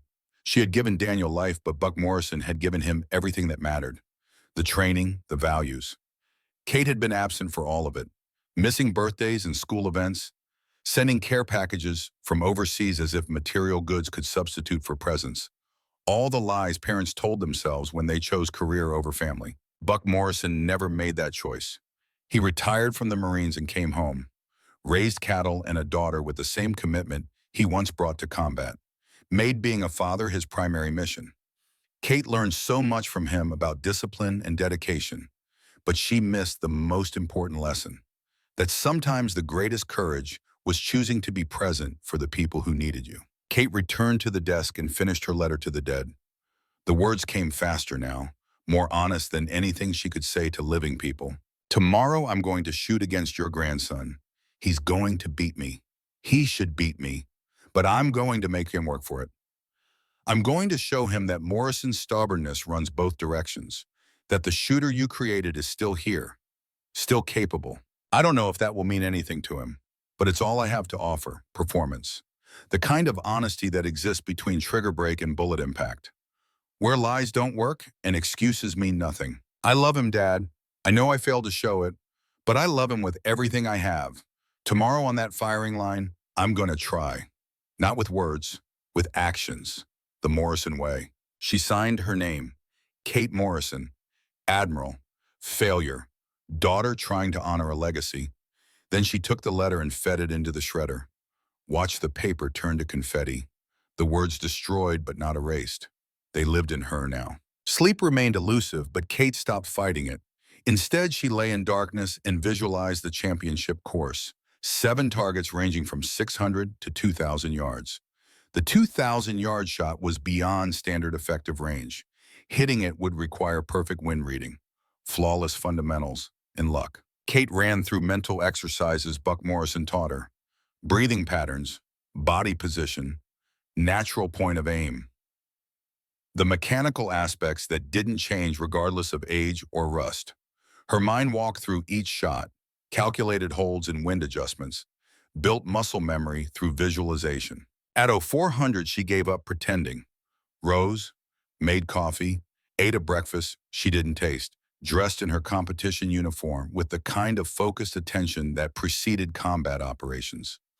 Every detail mattered. Every preparation step was part of the ritual that transformed civilians into warriors. Kate Morrison had spent 30 years mastering these rituals.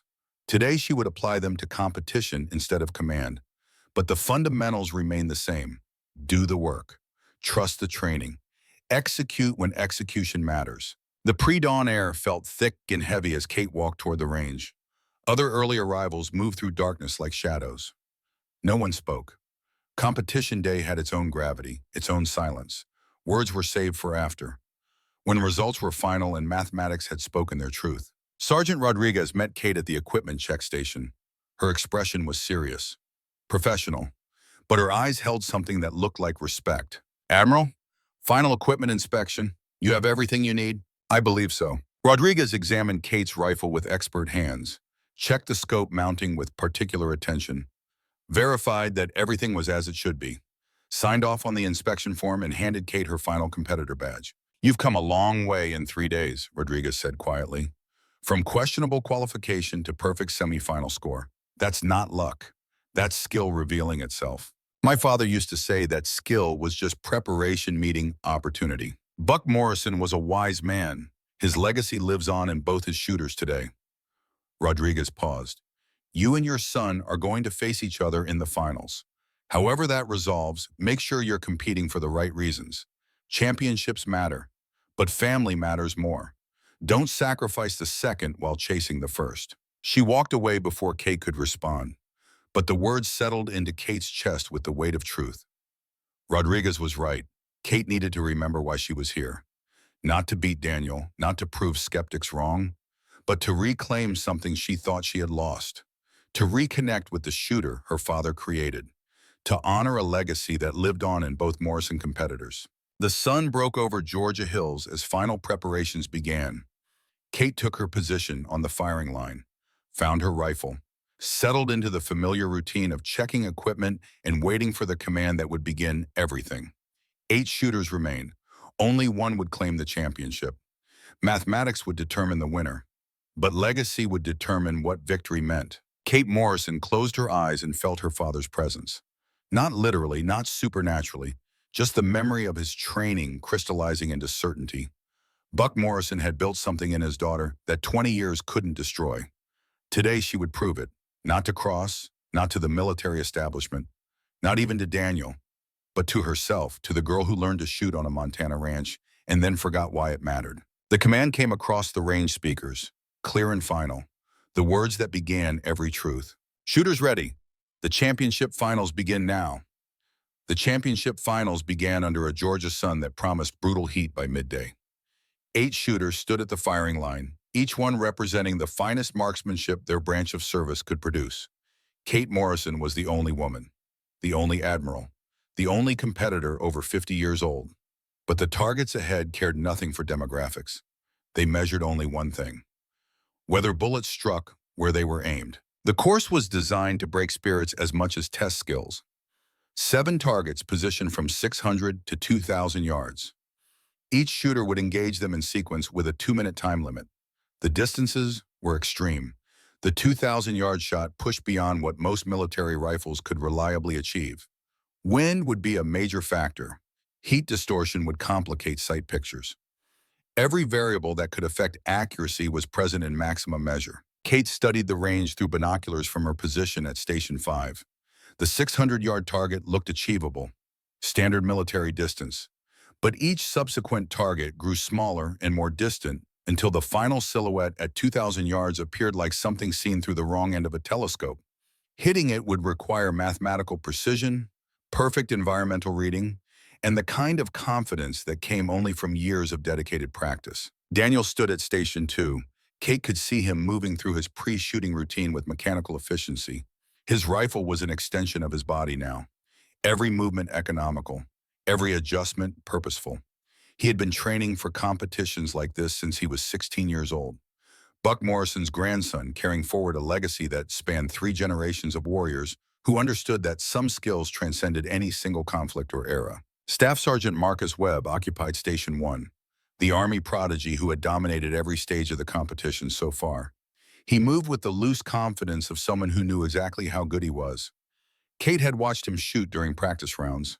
His technique was flawless, his scores consistently perfect. He was the favorite to win, the shooter everyone else was chasing. But championships weren't won in practice. They were decided on firing lines where pressure transformed capable shooters into nervous wrecks and elevated great shooters into legends. Kate had learned that truth 30 years ago, had forgotten it during 2 decades away from competition. Now she remembered with crystal clarity. Performance under pressure was its own skill. Separate from technical ability, some shooters folded when it mattered. Others found reserves they didn't know they possessed. The range master's voice echoed across the firing line through loudspeakers positioned every 50 yards. Shooters, the championship finals consist of 1 course of fire, 7 targets, 2 minutes. You will shoot in order by station number. Sergeant Webb will shoot first. Scoring is by accuracy first, time second. Are there any questions? Silence answered him. 8 competitors knew exactly what was required. Words were unnecessary now. The mathematics would speak for themselves soon enough. Webb took his position behind his rifle with fluid grace. Kate watched him settle into the prone shooting position with enviable ease. His body formed perfect alignment with his weapon. His breathing visible, even from 30 yards away. Controlled, rhythmic, mechanical. This was what mastery looked like. Someone so comfortable with their craft that technique became invisible. Sergeant Webb, commence firing. The first shot cracked across the range with authority. Webb's bullet struck the 600-yard target with audible impact. He cycled the bolt without moving his head from the scope, already acquiring his next target while most shooters would still be celebrating the first hit. 800 yards, hit. 1,000 yards, hit. 1,200 yards, hit. Kate counted seconds in her head.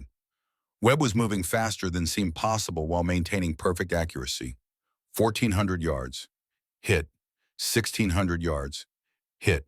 Only the 2,000-yard target remained, and Webb had used barely 90 seconds. He took his time on the final shot, let his breathing settle, made his calculations. The rifle spoke one last time. 2.5 seconds later, the distant target rang with impact. 7 for 7, 108 seconds total, perfect score with time to spare. Webb stood and cleared his rifle with movements that suggested this outcome was exactly what he expected. No celebration, no visible emotion, just professional execution at the highest level. Daniel shot second. Kate forced herself to watch objectively, to see him as a competitor rather than her son. It was easier than she expected. Once Daniel settled behind his rifle, he transformed into something she barely recognized. The angry young man who resented his mother disappeared. In his place was a warrior operating at peak efficiency. His first shot came within 3 seconds of the command to fire. 600 yards. Hit. He was moving even faster than Webb. 800 yards. Hit. 1,000 yards. Hit. Each shot flowing into the next with mechanical precision. Kate recognized Buck Morrison's training in every movement Daniel made. The breathing pattern, the economy of motion, the absolute confidence in his calculations. 1,200 yards, hit. 1,400 yards, hit. 1,600 yards, hit. Daniel had matched Webb's perfect accuracy and was ahead on time. Only the 2,000-yard target remained, the shot that separated good shooters from exceptional ones. Daniel studied it for 5 seconds. Wind flags showed complex patterns, multiple air currents at different elevations. Reading them correctly required experience and intuition in equal measure. Daniel's crosshairs settled on a point that appeared impossibly distant from the actual target. His hold-off accounted for massive bullet drop and significant wind drift. The mathematics involved were staggering, but he fired without hesitation. The bullet flew downrange for what seemed like an eternity.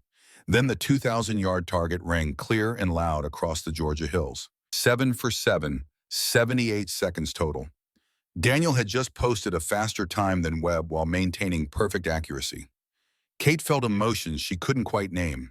Pride in her son's ability, awe at the level he had achieved, and underneath it all, a growing awareness that she was competing in a different class. Daniel and Webb were operating at a level she might never reach, regardless of how much she trained. 3 more shooters fired before Kate's turn came. 2 posted 6 hits out of 7, missing the 2,000-yard shot that was proving to be the great equalizer. 1 shooter managed only 5 hits, struggling with wind reading on the longer distances. Kate studied each run carefully, learning from their mistakes, noting which holdoffs worked and which didn't, building her mental model of the course. Then it was her turn. Station 5 meant she was halfway through the order. The pressure of going first was gone. But so was the advantage of watching everyone else shoot before making her attempt. Kate moved to the firing line and settled into position. The rifle stock pressed against her cheek with familiar pressure. Through her scope, the 600-yard target appeared crisp and clear. Achievable. She controlled her breathing into the rhythm Buck Morrison taught her 3 decades ago. Admiral Morrison, commence firing. The first shot broke clean. 600 yards. Hit. Kate cycled the bolt and swung toward 800. The wind had shifted slightly since Daniel's run. She compensated automatically. Hit. 1,000 yards required more significant adjustment. She made her calculations and fired. Hit. 3 for 3 with 40 seconds elapsed. 1,200 yards. This was where her practice over the past 3 days would prove its worth or reveal its limitations. Kate studied the target through her scope, made her wind call, fired. The bullet took longer to reach this target, long enough for doubt to creep in, then impact. Hit. 4 for 4. 1,400 yards. The target was noticeably smaller in her field of view. Heat distortion created wavering images that made precise aiming difficult. Kate waited for moments when atmospheric conditions provided clearer sight pictures, fired during a brief window of stability. Hit. 5 for 5 with 70 seconds gone. 1,600 yards. Kate was approaching the limits of what she could achieve with 3 weeks of preparation. The target appeared tiny through her scope. Wind was gusting at this distance. Flags showed variable conditions that required educated guessing as much as precise calculation. She made her best estimate, held what felt like an absurd distance off target, fired. The impact came low, but still within the scoring zone. Technically a hit, but not center mass. Points would be deducted. Kate cursed silently and moved to the final target, 2,000 yards, the shot that would define her entire performance. She had 92 seconds remaining. Plenty of time if she didn't panic. The 2,000-yard target wavered in her scope like something seen through water. Multiple wind patterns created conditions that changed second by second. Kate forced herself to slow down, to breathe, to trust the training that lived deeper than conscious thought. She studied wind flags along the entire range, built a mental model of air currents she couldn't see but had to account for, made calculations that pushed the boundaries of what seemed reasonable. Her crosshairs settled on empty air well above and left of the actual target. The hold-off looked wrong. Every instinct said she was aiming too far away, but mathematics didn't lie. Physics was truth regardless of how it felt. Kate's finger found the trigger. The shot broke with surprising clarity. The rifle recoiled. The bullet disappeared into distance. For 3 full seconds, nothing happened. Kate maintained her scope picture, waiting, hoping. Then the distant target rang with the unmistakable sound of solid impact. 7 for 7, 84 seconds total. She had matched the perfect accuracy of Webb and Daniel while posting a competitive time. Kate stood slowly and cleared her rifle with hands that trembled slightly from accumulated tension. She had done it, shot clean on a course designed to expose any weakness in technique or preparation. Proven that 3 weeks of intensive training could resurrect skills dormant for 20 years. The targets had spoken their truth.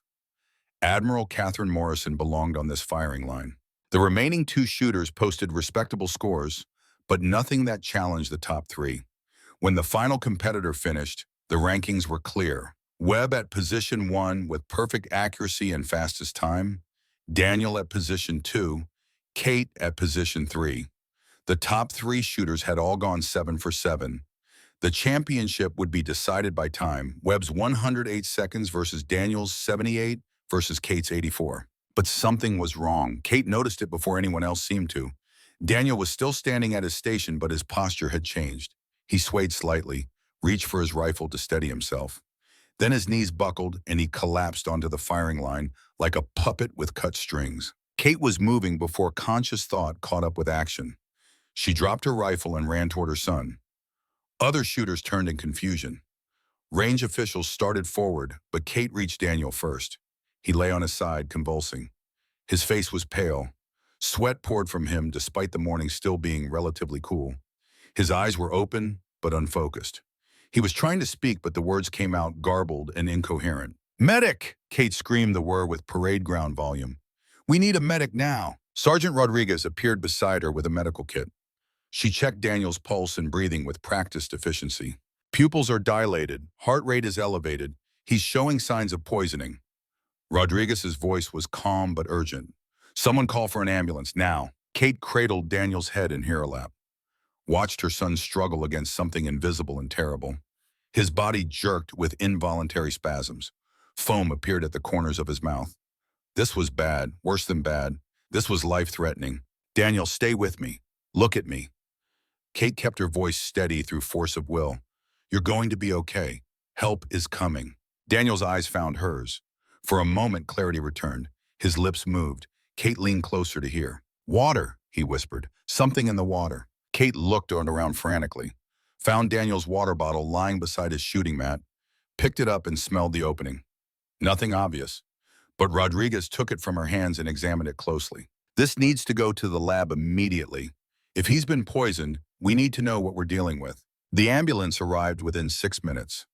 Paramedics loaded Daniel onto a stretcher, while Kate provided what little information she had. No known allergies, no pre-existing conditions. Healthy 30-year-old Marine in peak physical condition. Whatever was affecting him had come on suddenly and severely. "I'm going with him," Kate told the paramedics. "Not a request, a statement of fact. Ma'am, we can only take immediate family. I'm his mother." The paramedic's expression shifted. "Then let's move." Kate climbed into the ambulance beside her unconscious son. The doors closed, sirens activated. They were moving fast through Fort Benning toward the base hospital. Kate held Daniel's hand and watched medical personnel work to stabilize him. IV lines, oxygen, monitoring equipment displaying vital signs that meant nothing to her but clearly concerned the professionals. Behind them at the range, the competition dissolved into chaos. General Cross was demanding answers. Security personnel were sealing the area. The water bottle was being rushed to the toxicology lab. But Kate knew none of this. Her world had contracted to the interior of an ambulance and the unconscious young man who she had failed so many times before. She was not going to fail him again. The hospital received them with efficient urgency. Daniel was rushed into an emergency treatment bay. Kate tried to follow, but was stopped by a nurse who was firm but not unkind. "Doctor needs room to work, ma'am. You can wait in the family area. Someone will update you as soon as we know more." Kate found herself in the waiting room that smelled of disinfectant in fear. She paced, checked her phone, found dozens of messages from Jim Walker and Sergeant Rodriguez, ignored them all. Minutes stretched into an eternity. No one came to tell her anything. No news was supposedly good news, but Kate had never believed that particular lie. 30 minutes later, a doctor emerged. Young, female, tired eyes that had seen too much already today. "Mrs. Morrison, I'm Dr. Lisa Chen. Your son is stable. We've identified the toxin as a powerful sedative mixed with a compound designed to induce seizures. Someone gave him enough to kill a smaller person. He's lucky he's in excellent physical condition. That bought him time. Is he going to be okay? We're treating the poisoning aggressively. He should make a full recovery, but this wasn't an accident. Someone deliberately poisoned him. Security has been notified." Kate felt relief and rage in equal measure. Daniel would survive, but someone had tried to kill him, tried to murder a Marine captain during a military competition on a United States military installation. The implications were staggering. Can I see him? He's sedated right now, resting. Give him another hour, then you can sit with him. Dr. Chen paused. Ma'am, are you all right? You look like you might need medical attention yourself. Kate realized she was shaking. Adrenaline draining away left her feeling hollow and exhausted. She had gone from championship shooter to terrified mother in the space of minutes. The emotional whiplash was nearly physical. I'm fine. Just tell me when I can see my son. An hour later, Kate sat beside Daniel's hospital bed. He was conscious now, but weak. The seizures had stopped. Color was returning to his face. He looked younger than his 30 years, vulnerable in ways that Kate rarely saw. The warrior stripped away, leaving just the boy she had failed to raise properly. The room was quiet except for the steady beep of monitoring equipment. Sunlight filtered through Venetian blinds, casting striped shadows across sterile white walls. Kate studied her son's face and saw Buck Morrison's features reflected back. The shape of his jaw, the set of his eyes, the stubborn line of his mouth that refused to show weakness even when weakness was appropriate. 3 generations of Morrison genetics compressed into one hospital bed. You stayed, Daniel said quietly. Of course I stayed. You're my son. You left the competition. You were in 3rd place. Perfect score. You could have won. His voice was hoarse, damaged from the seizures. That's not like you. The Kate Morrison I knew always finished what she started, always chose mission over personal, always put career first. The words should have stung. Instead, they felt like observation.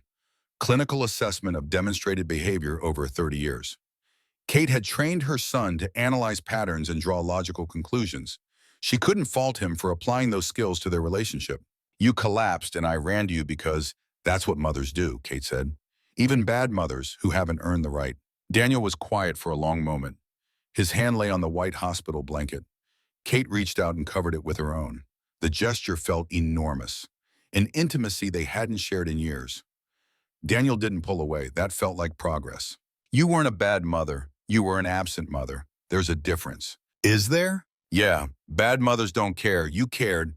You just cared about other things more. Daniel's voice carried no accusation, just observation. Truth delivered without cushioning. Grandpa Buck used to say you were the most dedicated person he ever met, but dedication without balance destroys things. He said he learned that too late with his own career. Tried to teach you differently, but you were as stubborn as he was. Kate felt tears threatening.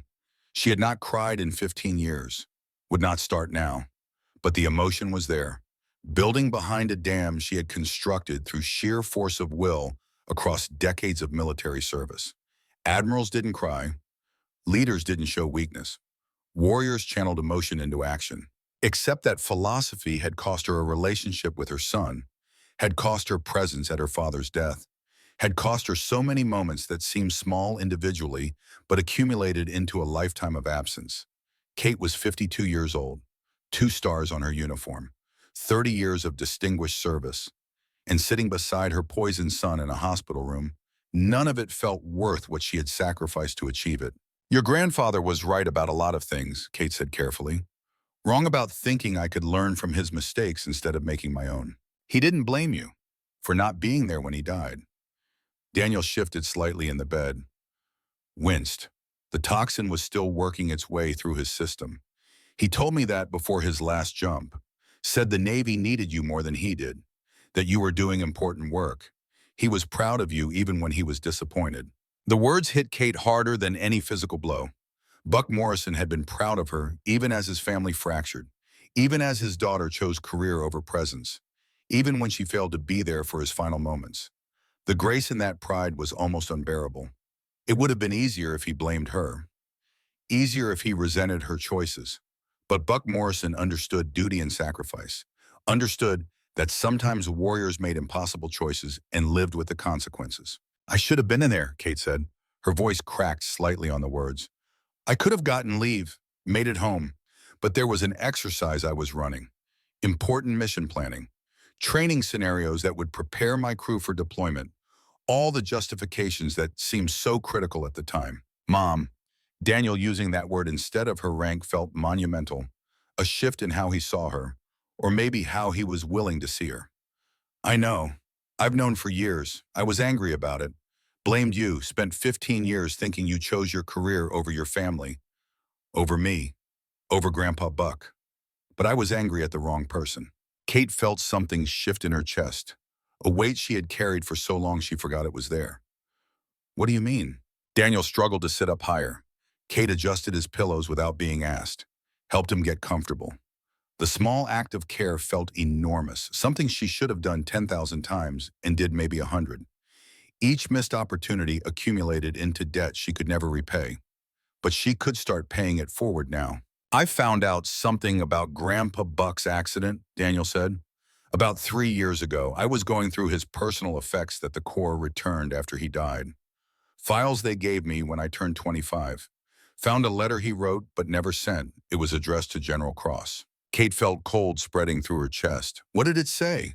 That he had evidence Cross was involved in something illegal, selling military equipment to private contractors, taking bribes from defense companies, manipulating training schedules to benefit friends. Grandpa Buck was going to report him. Planned to do it as soon as he finished his last training evolution.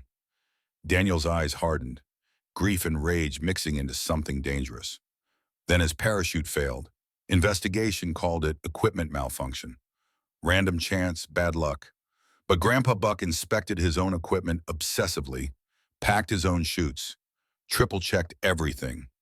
He would never have jumped with faulty gear, never. The implications crystallized with terrible clarity. Cross had killed Buck Morrison, murdered a Marine to protect his criminal enterprise, staged it as an accident that would never be questioned because military training, deaths happened. Parachutes failed, people died. It was tragic but not suspicious. Cross had gotten away with murder for 15 years because no one thought to question the official narrative. And now Cross was trying to eliminate Buck Morrison's grandson and daughter, trying to remove the last threats to his power, sabotaging Kate's rifle, poisoning Daniel, creating a pattern of attacks that looked like unrelated incidents but added up to systematic elimination of the Morrison family. Why didn't you report this? Kate asked. Her voice came out harder than intended, combat voice, admiral voice, the tone that preceded difficult operations. I tried, filed formal complaints, requested investigations, went through every official channel I could find. Daniel's frustration was visible. Got stonewalled at every level. Cross has too much power, too many connections, too many people who owe him favors or fear what he knows about them. My accusations look like conspiracy theories from a grieving grandson who couldn't accept that accidents happen. I was counseled to drop it, warned that pursuing the matter would damage my career. Told to move on. Kate stood and walked to the window, looked out at Fort Benning stretching into distance, neat buildings and training facilities. Ranges where soldiers learned to fight and survive. All of it under the command structure that included Cross, a general who murdered one of his own to protect his corruption, who tried to murder 2 more, who had the power and connections to make anyone who challenged him disappear or be destroyed. Somewhere out there, Cross was probably celebrating. His poisoning had succeeded. Daniel was out of the competition. Kate had disqualified herself by abandoning the finals to save her son. The 2 Morrison shooters who threatened his control were eliminated. He had won, again, the way he always won, through manipulation and violence and the careful cultivation of power. Except Cross didn't understand Morrison's stubbornness. Didn't realize that trying to kill Daniel had transformed this from a competition into something far more serious. Kate had spent 30 years learning how to fight battles in the bureaucratic and political arenas of military service. She knew how to maneuver, how to apply pressure, how to find leverage, how to make powerful people regret underestimating her. And more importantly, she understood what Buck Morrison would expect her to do. Her father had died trying to expose corruption, had chosen integrity over safety, had believed that some fights were worth losing everything. Kate had not been there when he died, could not help him complete his mission, but she could finish what he started, could expose the man who murdered him, could make Cross pay for 15 years of lies. I need to make a call, she told Daniel. Mom, be careful. Cross is dangerous. So am I. He just hasn't figured that out yet. Kate stepped into the hallway and dialed a number from memory. Senator Patricia Hayes answered on the 3rd ring. They had known each other for 15 years, had worked together on naval appropriations and policy reform. Hayes was chair of the Senate Armed Services Committee, one of the most powerful positions in military oversight. Kate, I heard about the competition. Is your son all right? He was poisoned, Patricia. Deliberate attempt on his life during a military event on a military installation. Silence on the other end. Then Hayes's voice came back harder, colder. Tell me everything. Kate laid out the facts. The sabotage of her rifle. Daniel's poisoning. The evidence Daniel had about Buck Morrison's death. Cross's involvement in all of it. She spoke with clinical precision. No emotion, just data. The kind of briefing she had given 1,000 times about enemy capabilities and threat assessments. Except this time, the threat was an American general who had gotten away with murder for 15 years. I need two things, Kate said. First, full toxicology analysis of whatever poisoned Daniel with chain of custody documentation. Second, authority to challenge Cross directly, outside normal channels. He's too protected within the system. Kate, what are you planning? Something that will either expose him or destroy me, possibly both. Hayes was quiet for a moment. I can get you the toxicology results. The rest is harder. Cross has friends in high places. Taking him on directly is career suicide. My career is already over, Patricia. I disqualified myself from the championship. Abandoned my position mid-competition. That's not something the Navy forgives in flag officers. You saved your son's life. Yes, and I'd do it again. But the mathematics of military politics don't care about my reasons. I'm finished, which means I have nothing left to lose. Kate could hear Hayes breathing on the other end, calculating, weighing risks and benefits, making the kind of decision that separated politicians who survived from those who didn't. If I help you with this, we need to be very careful. Cross can't know we're coming for him until we have enough evidence to bury him completely. Otherwise, he'll destroy both of us. Understood. What do you need from me? Nothing yet. Let me work the channels. I'll call you back within the hour. In the meantime, stay with Daniel. Let him rest. And Kate, whatever you're planning, make sure you can live with the consequences.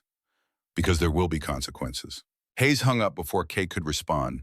She stood in the hospital corridor, feeling the weight of decisions settling onto her shoulders. This was bigger than competition now.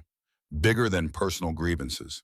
Cross had killed Buck Morrison, had tried to kill Daniel, had sabotaged Kate's equipment and poisoned her son to protect his criminal enterprise.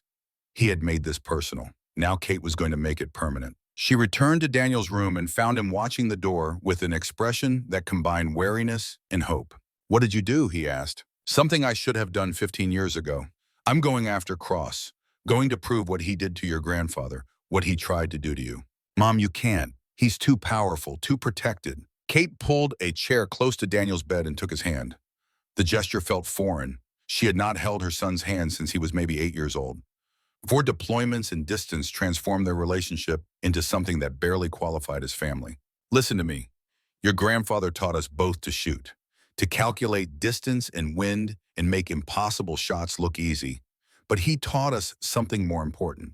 He taught us that some fights you don't walk away from. Not because you'll win, but because walking away means losing something inside yourself that you can never get back. Daniel nodded slowly. You're going to challenge him to a shoot-off. It wasn't a question. Daniel understood the Morrison way of settling disputes, the old tradition that predated modern civilization. You competed.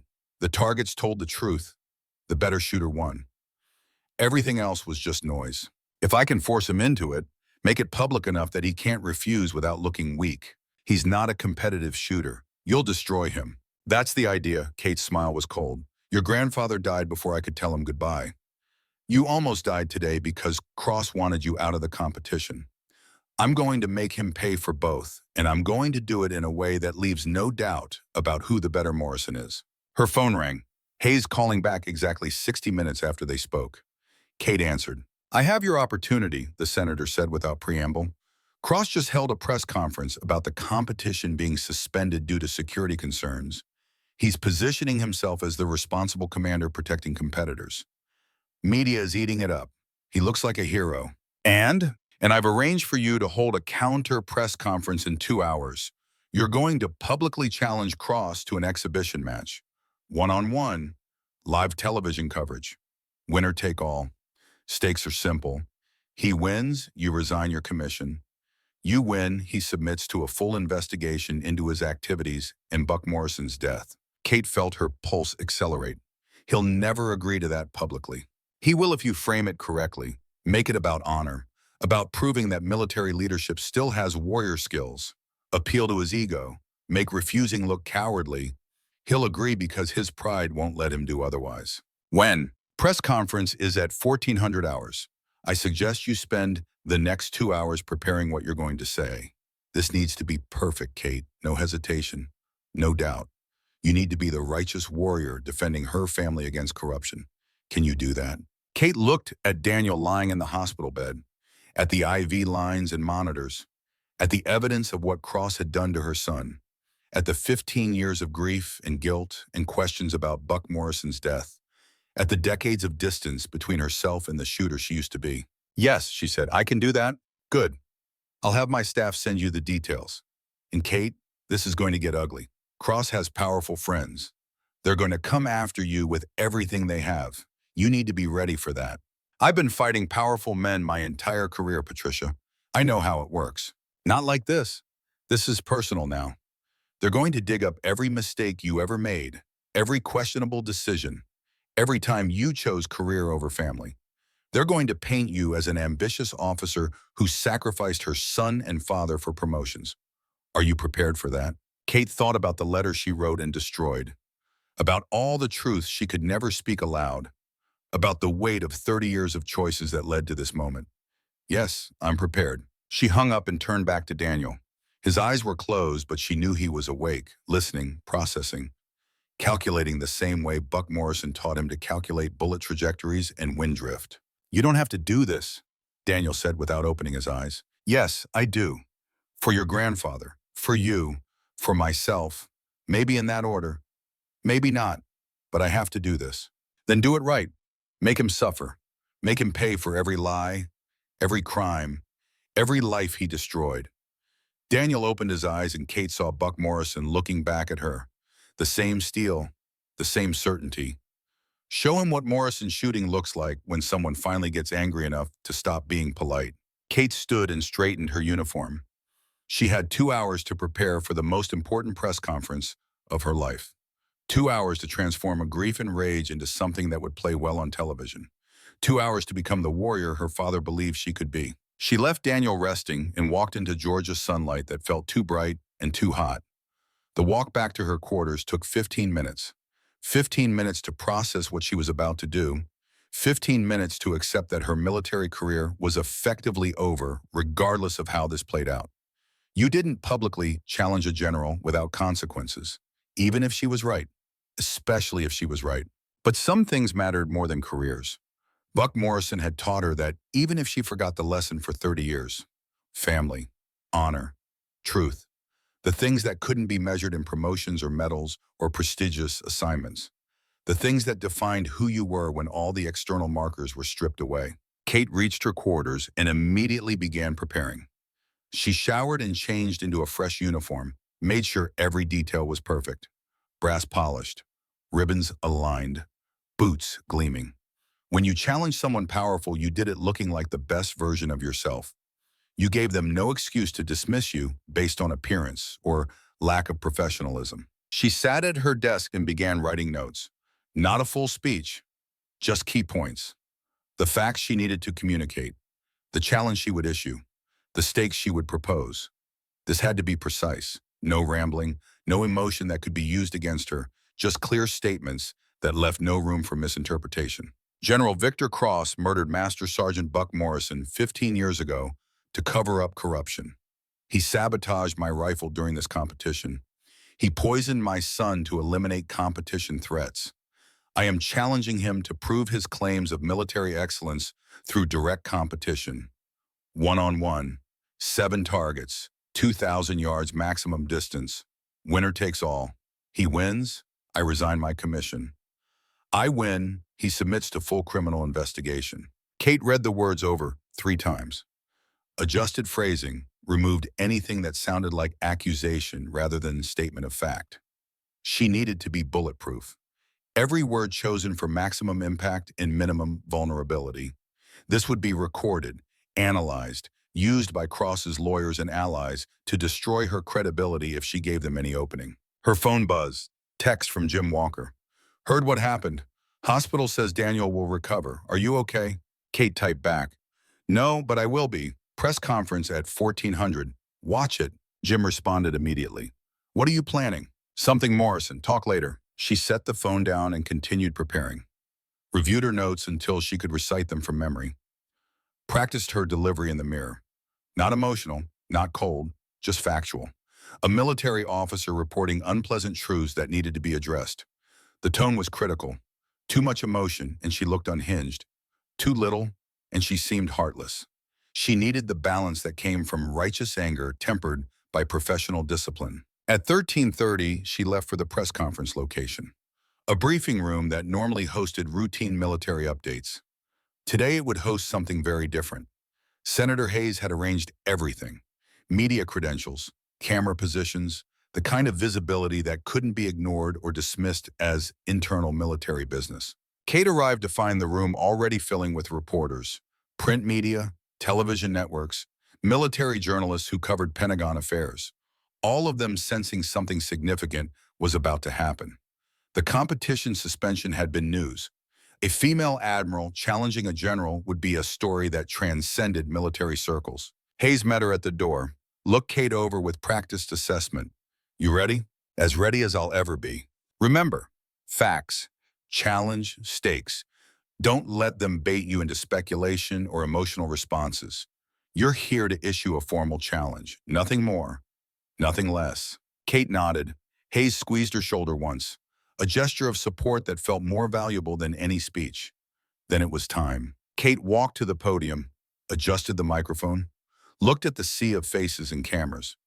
Somewhere in the back of her mind, Buck Morrison was watching, judging whether his daughter had learned anything from 30 years of mistakes, whether she could stand up when it mattered, whether Morrison's stubbornness would be used for something that mattered more than personal advancement. Good afternoon. I'm Admiral Katherine Morrison, United States Navy. I'm here to address recent events at the Joint Forces Precision Rifle Championship and to issue a formal challenge to Major General Victor Cross. The room went completely silent. Camera shutters clicked. Reporters leaned forward. This was it. The moment where Kate Morrison either became a hero or destroyed herself. The targets would tell which one. They always did.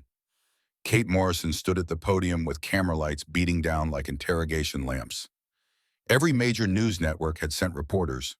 Military journalists filled the front rows. In the back, she spotted Jim Walker standing with arms crossed, lending his silent support. Somewhere in a hospital room, Daniel was probably watching on television. And somewhere on Fort Benning, General Victor Cross was about to learn that Morrison women didn't forgive murder. Good afternoon. I'm Admiral Katherine Morrison, United States Navy. I'm here to address recent events at the Joint Forces Precision Rifle Championship and to issue a formal challenge to Major General Victor Cross. The room erupted with sound, reporters shouting questions, camera shutters clicking in machine gun bursts. Kate waited for the noise to subside. Let them understand this was serious. Let the gravity of her words settle into the space between them. 3 days ago, someone sabotaged my rifle scope before the qualification round. I shot 92 points with equipment deliberately tampered to degrade my accuracy. Yesterday, my son, Captain Daniel Morrison, was poisoned during the championship finals. He collapsed immediately after posting a perfect score. Doctors confirmed he was given a compound designed to induce seizures and potentially cause death. He survived only because of his exceptional physical condition. Kate paused. Let those facts register. Watch reporters scribbling notes and typing frantically on laptops. This was being recorded. Broadcast live, every word would be analyzed and quoted and debated. She needed to be precise. 15 years ago, Master Sergeant Buck Morrison died in what was ruled a training accident, a parachute malfunction. But evidence exists that he was murdered to prevent him from exposing military corruption. That evidence points to one man, Major General Victor Cross. The room went completely silent. You could accuse a general of incompetence, maybe even poor judgment, but accusing him of murder on national television was unprecedented. Career-ending, the kind of statement you could never walk back. Kate continued before anyone could interrupt. I am formally challenging General Cross to an exhibition shooting match. 10 targets at distances from 800 to 2,000 yards. We will compete head-to-head. Winner take all. If General Cross wins, I will resign my commission immediately and accept full responsibility for these allegations. If I win, General Cross will submit to a complete investigation into his activities, including the death of Buck Morrison. A reporter in the front row stood without being called on. Admiral Morrison, these are extremely serious accusations. Do you have proof? I have evidence that will be presented to proper authorities. But proof is exactly what this challenge is about. General Cross positions himself as a military leader who maintains warrior skills, who understands combat at every level. If that's true, he should have no difficulty accepting this challenge, unless he's afraid. Another reporter. What makes you think General Cross will agree to this? Kate smiled coldly. Because refusing would make him look like a coward. Because the media is watching. Because his entire public image is built on being the tough commander who demands excellence. Turning down a challenge from a female admiral would destroy that image. He'll agree because his ego won't allow him to do otherwise. Admiral, you abandoned the championship finals. Some are saying you used your son's condition as an excuse to avoid finishing in a position lower than expected. Kate felt anger flash hot in her chest, forced it down. This was exactly the kind of bait Senator Hayes warned about. Don't react emotionally, stay factual. My son was poisoned and dying. I chose to save his life rather than complete a shooting competition. Anyone who questions that priority can go to hell. The room exploded again. Kate had broken professional composure, shown emotion, but somehow it felt right. These were human stakes, not abstract military politics. A mother protecting her son. The audience would understand that, would respect the honesty even if military protocols said she should maintain detachment. One final point, Kate said, voice hard now. This isn't about gender. This isn't about politics. This is about justice. Buck Morrison deserves justice. My son deserves justice. And I'm going to get it through the only language military corruption understands. Direct confrontation. General Cross, you know where to find me. I'll be waiting. She walked away from the podium without taking more questions. Let the media frenzy erupt behind her. Hayes met her at the exit with an expression that mixed approval and concern. That was either brilliant or suicidal, the senator said. Probably both. Cross will respond within the hour. He has to. You backed him into a corner on national television. Hayes was right. 45 minutes later, Cross held his own press conference. Kate watched it from her quarters with Jim Walker sitting beside her. Cross looked calm, composed. Every inch the professional military officer who was above petty disputes. I've been made aware of Admiral Morrison's challenge, Cross began. His voice carried just the right tone of regret and disappointment.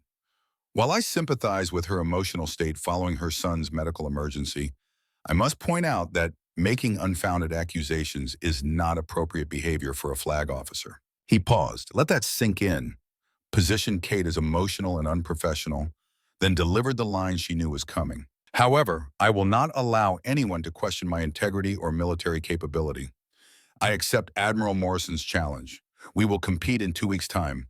10 targets, 800 to 2,000 yards. The terms she proposed are acceptable.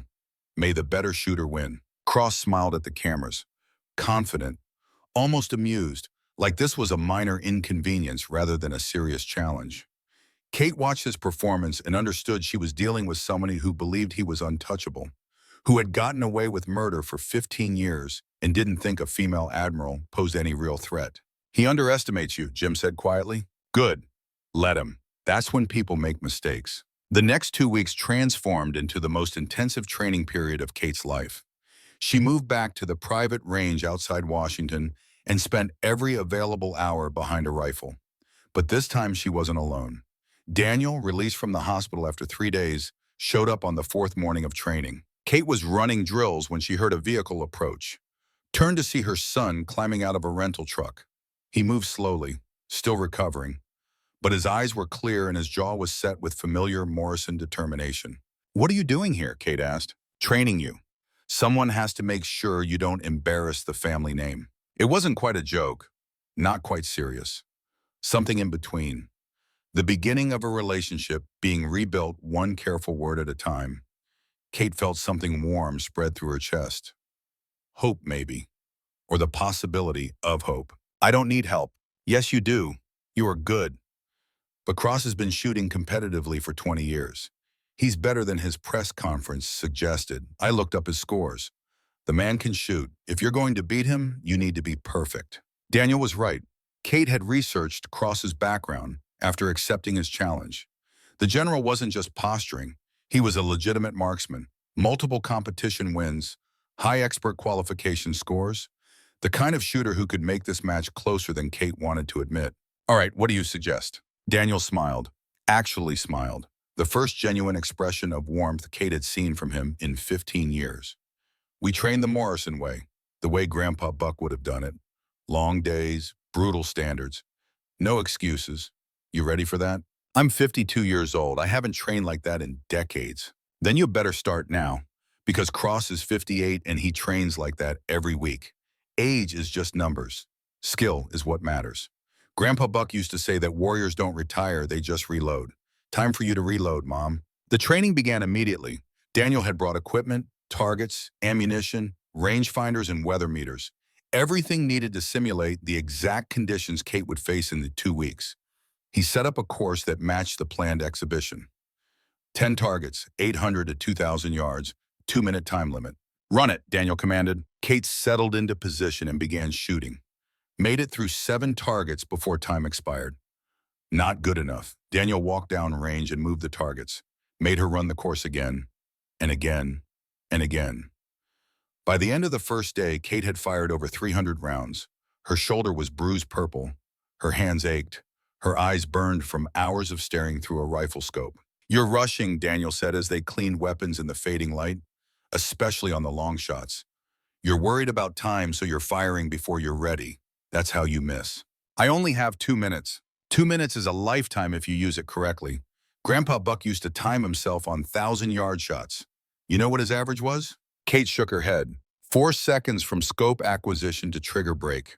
4 seconds to read wind, calculate hold, settle into natural point of aim, and fire. He made 2-minute courses look easy because he was efficient, not because he rushed. The lesson was clear. Kate needed to be faster without sacrificing precision. The only way to achieve that was through repetition until the movements became automatic. Muscle memory overriding conscious thought. She had done it before when she was younger. Could do it again if she was willing to pay the price in sweat and pain. Over the following days, Daniel shared stories Kate had never heard. Memories of training with Buck Morrison. The private lessons between grandfather and grandson that happened while Kate was deployed halfway around the world. Each story revealed how much she had missed, how many moments she would never get back. He used to make me shoot in the rain, Daniel said on the 3rd evening. They were sitting in lawn chairs watching the sun set over the range, both too exhausted to move. Said comfortable conditions were for amateurs. Real shooters performed regardless of weather. We'd be out here in thunderstorms, snow, 100-degree heat, whatever nature provided. Kate remembered similar training from her own youth. Buck Morrison believed adversity built character and capability in equal measure. Did you resent him for pushing you so hard? Sometimes, when I was younger, but it taught me something important. That excellence isn't accidental. It's the result of deliberate practice under conditions that make you want to quit. Grandpa Buck never let me quit, never let me settle for good enough when better was possible. He was the same with me. I thought I hated him for it when I was 16. Now I understand it was the greatest gift he could give. Daniel nodded. He talked about you during our training sessions. Told me stories about teaching you to shoot when you were my age. Said you were a natural, that you understood marksmanship at an instinctive level most people never reached. Kate felt emotion building in her throat. Did he say anything else about me? Yeah, he said you broke his heart when you stopped shooting. That watching you abandon something you were so good at was like watching part of you die. But he understood why. Said the Navy needed you more than the shooting world did. That you were serving something larger than yourself. Daniel paused. He was proud of you, Mom, even when he was disappointed, even when he wished you made different choices. He never stopped being proud. The words hit Kate like physical blows. Buck Morrison had been proud despite everything. Despite her absence. Despite her failures as a daughter and mother. Despite all the ways she chose career over family. The grace in that pride was overwhelming, undeserved. The kind of unconditional love that parents gave children even when the children didn't earn it. I miss him, Kate said quietly. Every day for 15 years. Me too, but I think he's watching this. Watching us train together. Watching you prepare to face the man who killed him. If there's any justice in the universe, Grandpa Buck is smiling right now. They trained for 12 hours each day. Daniel pushed Kate harder than any instructor she had ever known. Harder than Buck Morrison had pushed her, because the stakes were higher now. This wasn't about winning trophies. This was about justice for murder, about protecting family, about proving that some corruptions couldn't be allowed to stand. Daniel taught Kate techniques she had never learned, advanced wind reading methods, ways to use mirage and heat distortion as information rather than obstacles, breathing patterns that reduced heartbeat influence on rifle movement. The accumulated wisdom of 15 years competing at the highest levels condensed into intensive instruction. You're good enough to beat Cross, Daniel said on the 8th day. Your fundamentals are solid, your calculations are accurate, but you need to be faster. He's going to shoot the course in 90 seconds or less. You need to match that while maintaining perfect accuracy. Kate ran the course again, pushed herself to move faster, made it through all 10 targets in 93 seconds. Better, but not good enough. Again, she ran it again, 91 seconds. Closer, but still not fast enough. Her body was screaming protest, muscles burning, vision blurring from fatigue. But she ran it again, 90 seconds flat, perfect accuracy, finally meeting the standard Daniel demanded. Good, now do it 5 more times without missing. Kate wanted to collapse, wanted to tell her son she had nothing left. But Morrison women didn't quit, didn't accept defeat when excellence was possible. She ran the course 5 more times, maintained her 90-second pace, hit every target, proved to herself and Daniel that the performance wasn't luck. It was skill, repeatable, reliable, combat-tested. On the 5th day, Sergeant Rodriguez appeared at the range. Kate hadn't seen her since the championship was suspended. Rodriguez looked tired, like she had been working nonstop on something important. Admiral, Captain Morrison, I need to speak with you both. They moved to the covered shooting bench. Rodriguez pulled out a folder thick with documents and photographs, set it on the table between them.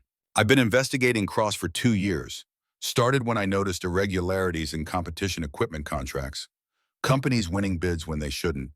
Gear that didn't meet specifications being approved anyway. Money changing hands under the table. Rodriguez opened the folder, showed them photographs of Cross meeting with men in civilian clothes. Financial records showing payments to shell companies. Email chains discussing equipment standards being lowered to benefit specific manufacturers. Cross runs a sophisticated corruption network. He takes bribes to approve substandard equipment. Then when that equipment fails and soldiers die, he covers it up as training accidents or operator error. Your father, Buck Morrison, discovered this 15 years ago. He was going to expose everything. So Cross killed him. Kate stared at the evidence. Years of corruption laid out in photographs and bank records and intercepted communications. More than enough to destroy Cross if it could be presented to proper authorities. But getting it to those authorities was the problem. Why haven't you reported this? Daniel asked. I tried, got blocked at every level. Cross has friends in the Inspector General's office, in the Criminal Investigation Division, in the Pentagon itself. Every time I pushed, I got pushed back harder, threatened with court-martial for making false accusations, told to drop it or face consequences. Rodriguez looked at Kate with an expression that combined hope and desperation. But you're different. You're a flag officer. You have connections Cross doesn't control. And you're about to face him publicly where he can't hide behind his network of protection. If you win this match, Senator Hayes can use it as leverage to force a real investigation, one that Cross can't block. And if I lose, then Cross gets even more powerful, proves he can defeat his accusers, and the corruption continues. More soldiers die from substandard equipment. More families lose people they love. The cycle never ends. The weight of that reality settled onto Kate's shoulders. This match was about more than family justice. It was about stopping systematic corruption that killed soldiers, about holding power accountable, about proving that rank and connections couldn't protect you if someone was willing to fight hard enough. I won't lose, Kate said. Rodriguez smiled grimly. Good, because I'm going to help you train, show you everything I know about shooting at extreme distances, make you so good that Cross doesn't stand a chance. For the next week, Kate trained under both Daniel and Rodriguez, two instructors who understood marksmanship at the highest level. They pushed her past exhaustion into new territory where pain became background noise and precision became automatic. Kate's scores improved daily. Her speed increased. Her confidence grew with each perfect run through the course. By the 13th day, Kate was consistently completing the 10-target course in 90 seconds or less. Perfect accuracy, competitive time. She was ready. Or as ready as 2 weeks of brutal training could make someone who had barely shot for 20 years. The night before the exhibition match, Daniel and Kate sat alone at the range. Stars overhead, Georgia night sounds filling the darkness. The rifle lay between them, clean, ready, waiting for tomorrow. "You nervous?" Daniel asked. "Terrified." "Good. Fear means you understand what's at stake." Grandpa Buck used to say that shooters who weren't nervous before big matches were either liars or idiots. Kate smiled. "Your grandfather had a way with words. He had a way with a lot of things, including raising shooters." Daniel paused. "I'm sorry I blamed you for not being there when he died. That wasn't fair." "Yes, it was. I should have been there." "Maybe, but I understand better now why you weren't. The Navy needed you. Sailors depended on you. You made the choice you thought was right. I can respect that, even if I wish you had chosen differently." Kate felt tears threatening. Push them down. "I've made a lot of wrong choices, Daniel, but coming here, competing in that championship, challenging Cross, those feel right, like this is what I was supposed to do, what your grandfather would have wanted. He would be proud of you. I know I am." The words hit harder than any bullet. Kate reached over and squeezed her son's hand, held it for a moment. A connection across 15 years of distance. Not forgiveness exactly, but the beginning of understanding. The start of rebuilding something that had been broken for too long. "Thank you for training me, for being here, for giving me a chance to be better than I've been. You're my mom. I'm your son. That's what we do. We show up for each other when it matters." They sat in comfortable silence until midnight. Then Daniel drove Kate back to her quarters. Tomorrow would bring the exhibition match. The confrontation 15 years in the making. The moment when Kate Morrison would either expose corruption or be destroyed trying. But tonight she had her son's respect, had rebuilt a connection she thought was lost forever, and had proven to herself that some skills never completely disappeared. They just waited dormant until someone was brave enough or desperate enough to resurrect them. Kate slept better that night than she had in weeks. Dreams came of Buck Morrison watching from wherever the dead went, approving, supporting, believing his daughter would finish what he started. She woke before dawn feeling centered, calm, ready to face whatever came next. The exhibition match was scheduled for 1,400 hours at Fort Benning's longest range, open to media, open to military personnel, open to anyone who wanted to witness what would happen when an admiral challenged a general to prove his worth through marksmanship rather than rank. Kate arrived at noon, 2 hours early, wanted time to familiarize herself with the range, check equipment, settle her mind before the circus began. Daniel came with her. So did Jim Walker and Sergeant Rodriguez, her team, her supporters, the people who believed she could do this. The range had been transformed. Bleachers erected for spectators, media platforms positioned for optimal camera angles, security checkpoints controlling access. This wasn't a simple competition anymore. It was a spectacle, a show trial conducted through rifle fire instead of courtroom testimony. Kate studied the targets through binoculars. 10 silhouettes positioned at precisely measured distances. 800 yards, 900, 1,000, 1,100, 1,200, 1,400, 1,600, 1,800, 1,900, 2,000 yards, each one smaller and more distant than the last. The final target at 2,000 yards looked impossible, a tiny speck that would require perfect reading of wind and perfect execution of fundamentals. "You can hit them all," Daniel said quietly. He stood beside her with his own binoculars. "I've watched you train. You're ready." "Cross is good. He won't miss easy. Neither will you. This comes down to who handles pressure better, who stays calm when everything is on the line. You've been handling pressure your entire career. Cross just pushes papers and collects bribes. He's not built for this." Kate hoped Daniel was right, but doubt crept in despite her training. Cross wouldn't have accepted this challenge if he thought he would lose. He had some advantage she hadn't anticipated, some edge he was counting on. She needed to be ready for surprises. Spectators began arriving at 1300 hours. Military personnel in dress uniforms. Civilians who had somehow obtained credentials. Media swarming like locusts. Kate spotted Senator Hayes in the VIP section. The senator nodded once. Subtle acknowledgement. Support without drawing attention. At 1345, General Cross arrived. He moved through the crowd like a politician working a campaign event, shaking hands, smiling, projecting confidence and authority. He wore his dress uniform, chest full of ribbons and medals, a display of status meant to intimidate. Cross approached Haiti at the equipment check station, stood close enough that only she could hear his words. "You've made a terrible mistake, Admiral. This exhibition is going to expose you as a fraud, a mediocre shooter who got lucky a few times. When I win, you'll resign in disgrace, and any investigation into my activities will die with your credibility." Kate met his eyes, saw something cold and calculating, a predator who had survived by being smarter and more ruthless than his prey. "We'll see, General. The targets don't lie, neither do bullets." Cross smiled. "No, they don't. That's why I'm going to enjoy this." He walked away before Kate could respond, but something in his tone bothered her. Too confident, too certain, like he knew something she didn't. Kate pushed the worry aside, focused on her preparation. Whatever Cross had planned, she would adapt.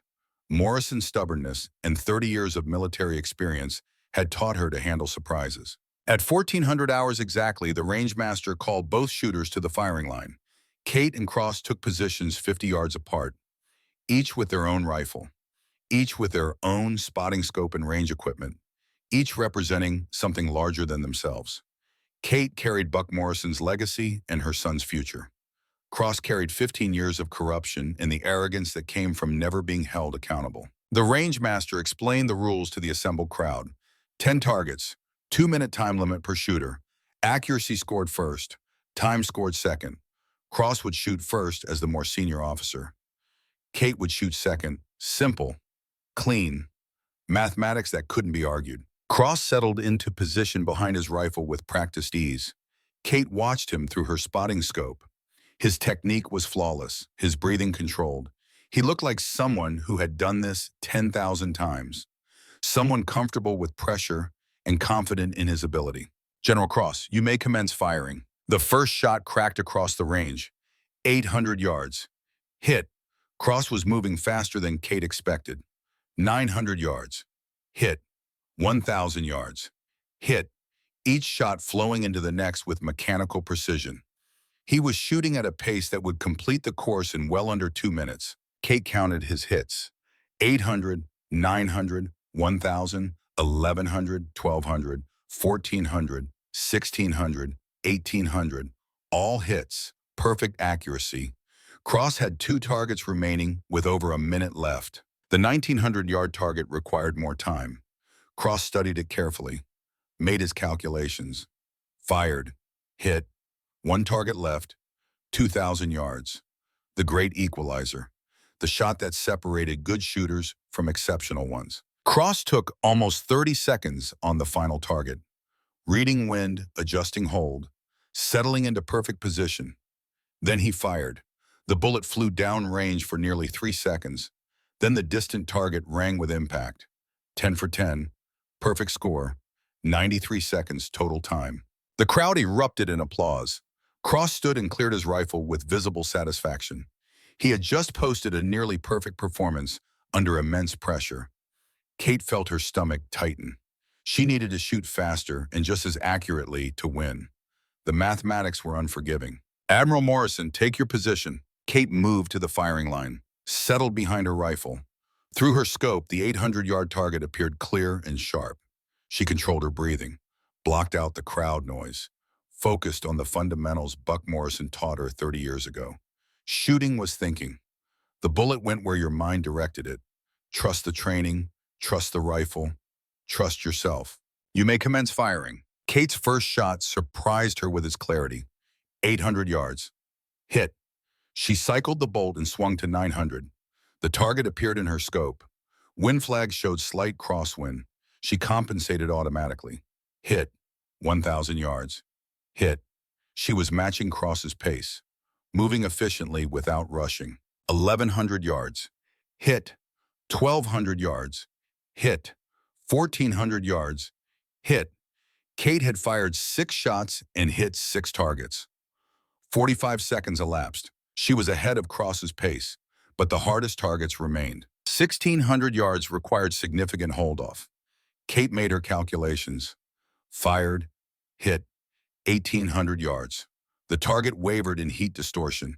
She waited for atmospheric conditions to stabilize. Fired. Hit. 8 for 8 with 70 seconds gone. The 1,900-yard target appeared tiny in her scope. Kate studied wind flags along the entire course, built her mental model, made her hold off, fired. The impact took longer than any previous shot. Then the target rang. Hit. 9 for 9 with 84 seconds remaining. One target left. 2,000 yards. Kate had plenty of time, but time meant nothing if she missed. She forced herself to slow down, to breathe, to trust the process Daniel and Rodriguez drilled into her over 2 brutal weeks of training. The 2,000-yard target sat on a hillside that created complex wind patterns, multiple air currents at different elevations. Reading them required experience and intuition in equal measure. Kate studied the conditions for 10 seconds, made her final calculations. Her crosshairs settled on empty air well above and left of the visible target. She broke the trigger at the natural respiratory pause. The rifle recoiled. The bullet disappeared into distance. Kate maintained her scope picture, waiting, watching, hoping. 3 seconds passed. Then the target rang clear and unmistakable. Hit. 10 for 10, 89 seconds total. Kate had won. 4 seconds faster than Cross. Same perfect accuracy. The mathematics were final.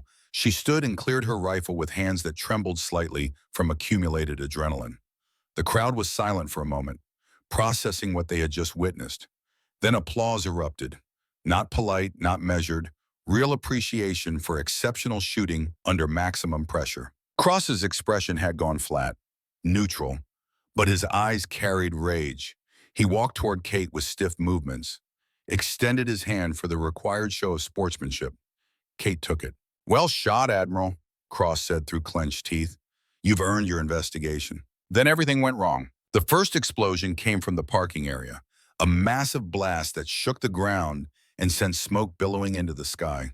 People screamed, started running. Security personnel reached for weapons.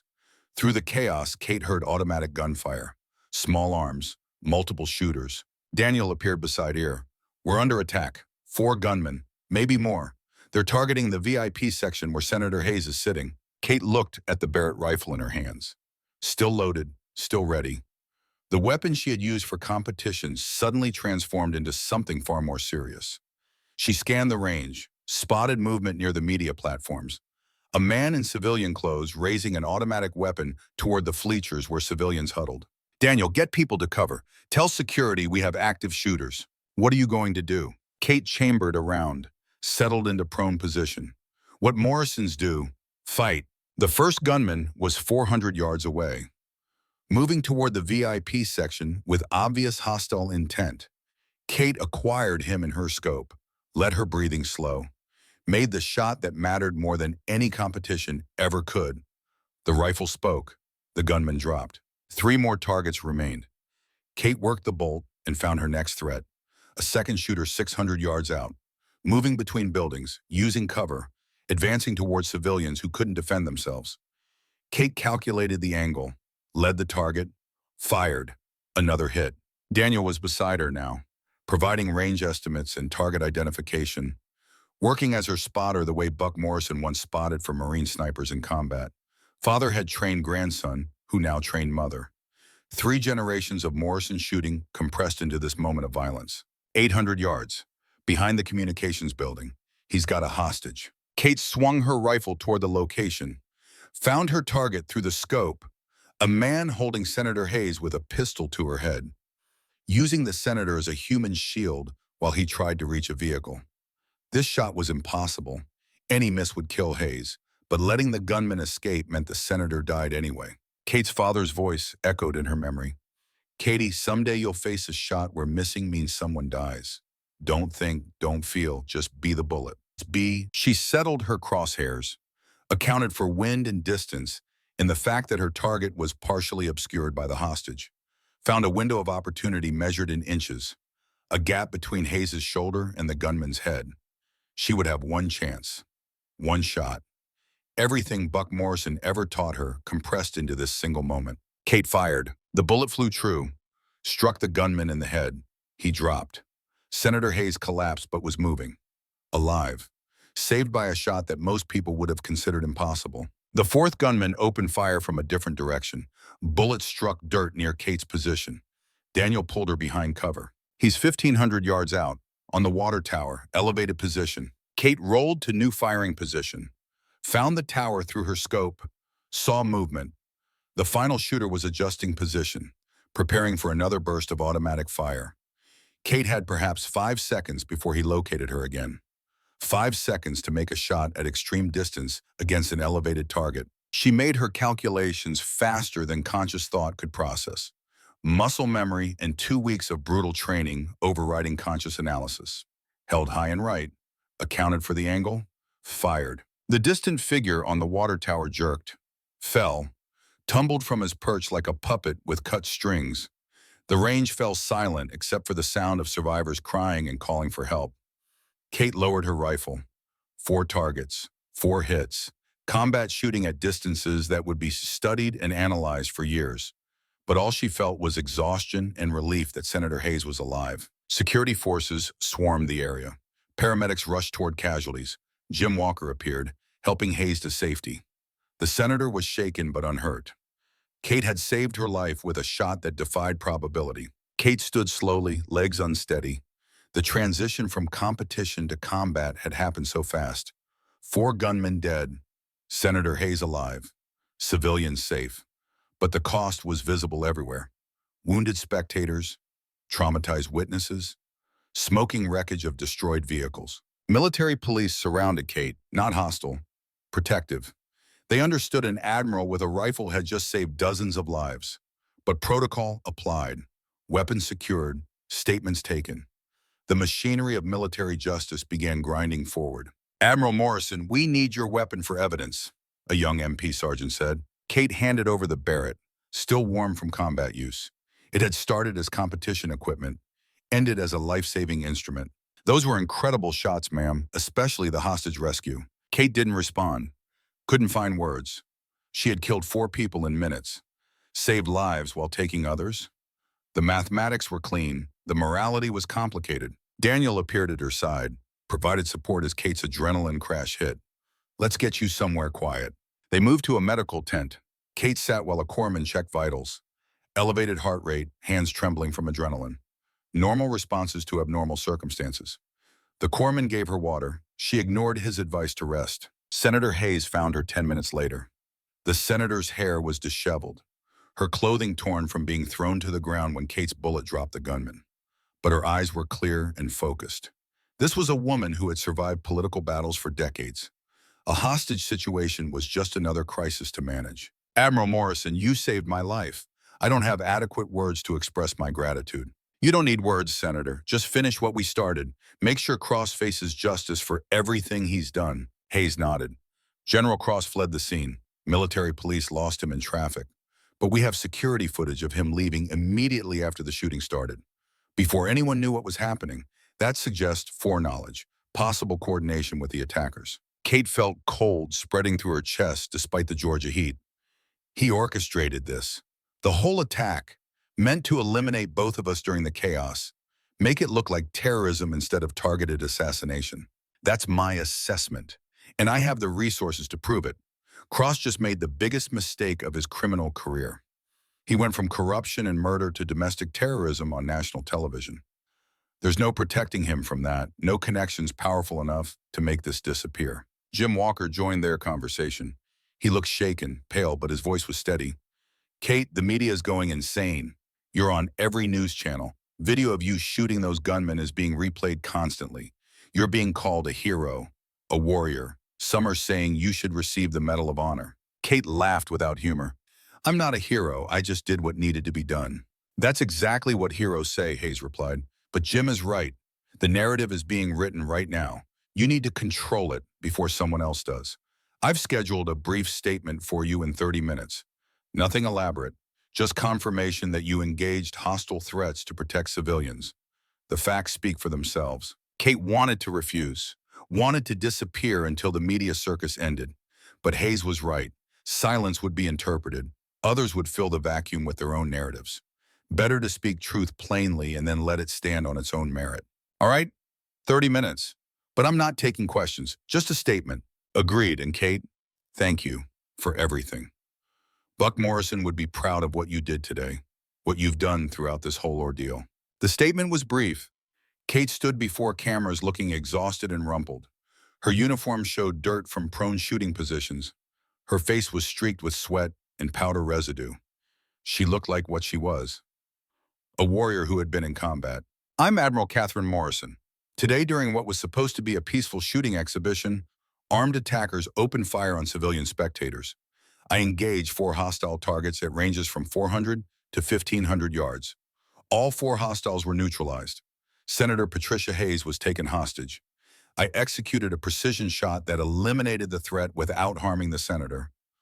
Multiple lives were saved, that's all I have to say. She walked away from the podium without waiting for questions. The media shouted anyway, wanting more details, more drama, more story. Kate ignored them. She had said what needed saying. The rest was noise. Daniel met her outside the media area. Mom, you need to see something. He led her to a military vehicle with a laptop set up displaying security footage. On the screen, Cross could be seen leaving the range moments after the first explosion. But more damning was footage from earlier that morning. Cross meeting with 3 men in civilian clothes behind a building, shaking hands, having an animated conversation. The same 3 men who would later be identified as the gunmen who attacked the range. Rodriguez found this. She's been monitoring Cross for weeks, had cameras positioned to catch him meeting with his criminal contacts. She captured him coordinating with the terrorists. This is direct evidence of premeditation. Kate watched the footage 3 times. Cross sealing his own fate through arrogance and overconfidence, thinking he was above surveillance, above accountability, above consequences. He had been wrong, catastrophically wrong. Where is Rodriguez now? Giving her statement to military police, turning over 2 years of investigation files. They're issuing warrants as we speak. Cross won't stay free long. Every law enforcement agency in the country is looking for him. Kate felt something settle in her chest, relief maybe, or the beginning of closure. Buck Morrison would have justice. The corruption would be exposed. The system that protected Cross for 15 years was finally turning against him. Not because of her accusations alone, but because he had committed terrorism on national television, and the evidence was irrefutable. What happens now, Kate asked. Now we wait. Let the investigations proceed. Let the truth come out. You've done your part, more than your part. Time to let others finish the job. They stood together watching the sunset over Fort Benning, father and son, veteran and veteran, connected by blood and by Buck Morrison's legacy. The shooting competition felt like it happened a lifetime ago. The exhibition match even more distant. Kate had come here to compete, had ended up fighting a war. The irony wasn't lost on her. I'm going to resign my commission, Kate said quietly. Not because Cross won, but because it's time. 30 years is enough. I want to do something different with whatever years I have left. Daniel didn't argue. What will you do? I don't know yet. Maybe teach. Maybe write. Maybe just spend time with my son and try to repair some of what I broke. Kate looked at Daniel. If you're willing to let me try. Yeah, I'm willing. We've made a start. Might as well keep going. It wasn't forgiveness exactly. Not yet, but it was permission. Space to rebuild, opportunity to be better than she had been. Kate would take it, would work at being a mother with the same dedication she once brought to being an admiral. Maybe she would fail. Probably she would make new mistakes, but at least she would be present. That had to count for something. Cross was apprehended 3 days later, trying to board a private plane to a country with no extradition treaty. Military police took him into custody without incident. He would face charges of murder, corruption, and domestic terrorism. The evidence was overwhelming. The witnesses numerous. His conviction was inevitable.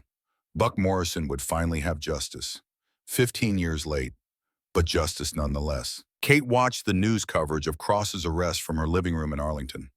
Daniel sat beside her. They didn't speak, just watched together as the man who killed Buck Morrison was led away in handcuffs. Sometimes the right thing happened. Sometimes the system worked despite itself. Sometimes warriors won their battles even when the odds seemed impossible. Daniel helped Kate to her feet. "That was incredible shooting, Mom. Grandpa Buck would have been proud." Kate looked at the Barrett rifle in her hands. The weapon had started as competition equipment, had become an instrument of justice, had proven that some skills never disappeared. They just waited for the moment when they were needed most. "Your grandfather taught me well. Both of you did." They walked together toward the chaos of aftermath, toward the beginning of investigations and testimony and legal proceedings that would dominate the next months. Toward the end of Kate's military career and the start of something new. Whatever came next, she would face it with her son beside her, with Buck Morrison's legacy intact, with the knowledge that sometimes the most important battles were fought not for career advancement or personal glory, but for justice and family, and the simple truth that some corruptions couldn't be allowed to stand. The targets had told their story. The bullets had spoken their truth. And Kate Morrison had proven that being an admiral and being a warrior were not mutually exclusive. Sometimes they were exactly the same thing. Sometimes they had to be. General Victor Cross sat in a military detention cell at Fort Leavenworth, Kansas. Maximum security, 24-hour surveillance. No possibility of escape or outside contact beyond his lawyers. He had been there for 6 weeks awaiting trial. 6 weeks to contemplate how spectacularly his carefully constructed empire had collapsed. How one female admiral and her determination to uncover truth had destroyed everything he spent decades building. Kate Morrison stood outside his cell with 2 military police guards flanking her. She had requested this meeting over the objections of prosecutors who worried she might compromise their case.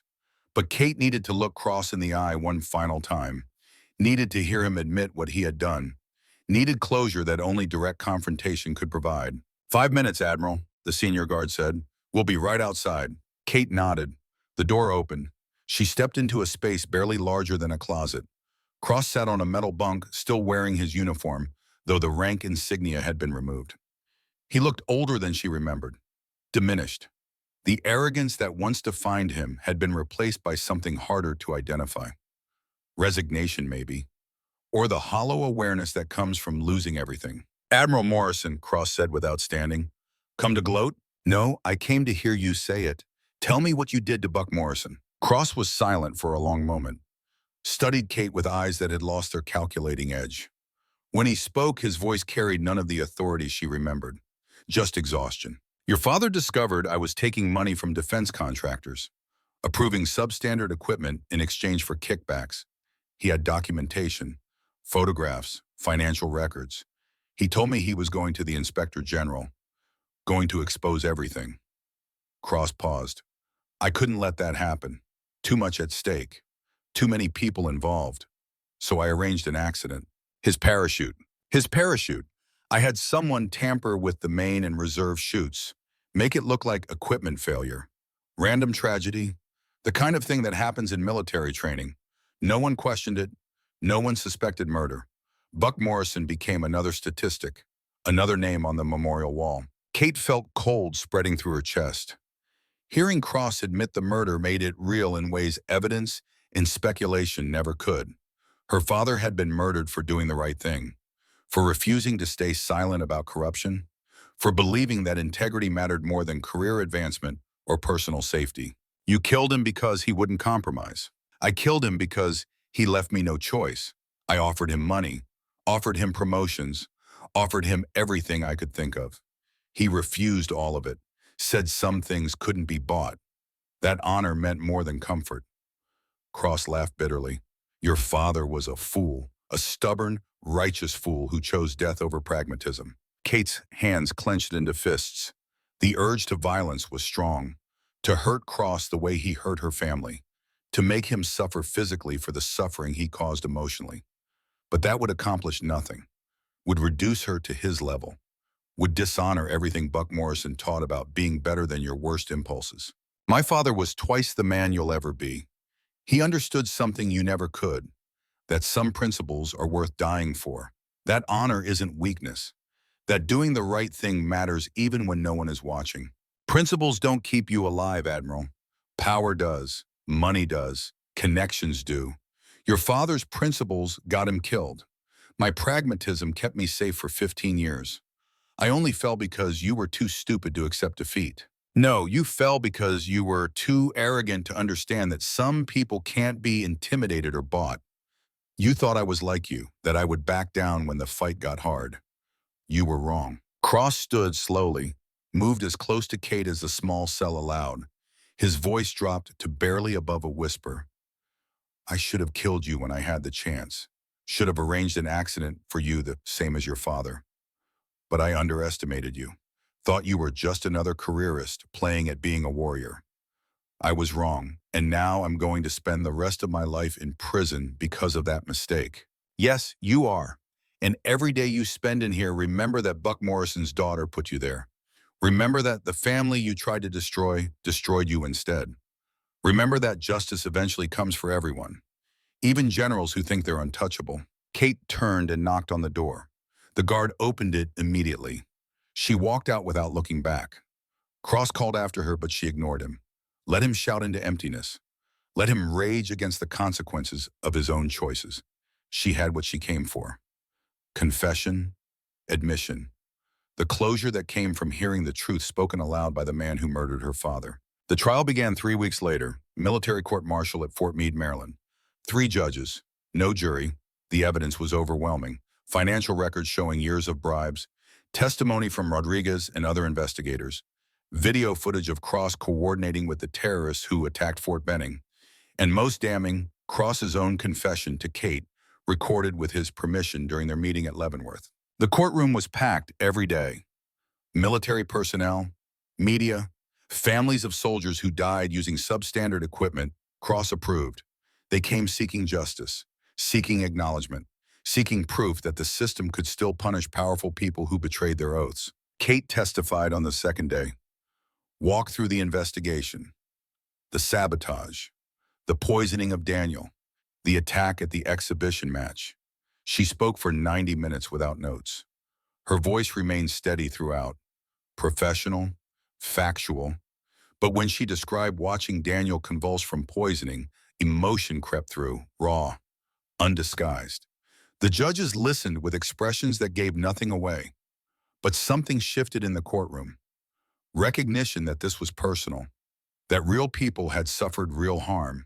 Cross's lawyers cross-examined Kate aggressively, tried to paint her as vindictive, as someone with a personal grudge who manufactured evidence to destroy a superior officer. Kate responded with patience and precision. Let the facts speak.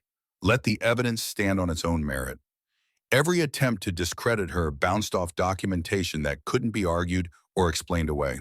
Rodriguez testified on day 3, brought her 2 years of investigation, photographs of Cross meeting with defense contractors, financial records showing money flowing through shell companies, email chains discussing how to hide bribes and approve equipment that failed basic safety standards. Her testimony was devastating, methodical, impossible to refute. How many soldiers died because of equipment General Cross approved? The prosecutor asked. Rodriguez's answer was quiet but clear. 17 that we can definitively prove. Probably more. Training accidents that were ruled operator error but involved equipment failures. Parachutes that didn't open. Weapons that misfired. Communications gear that failed at critical moments. Cross took money to approve this equipment.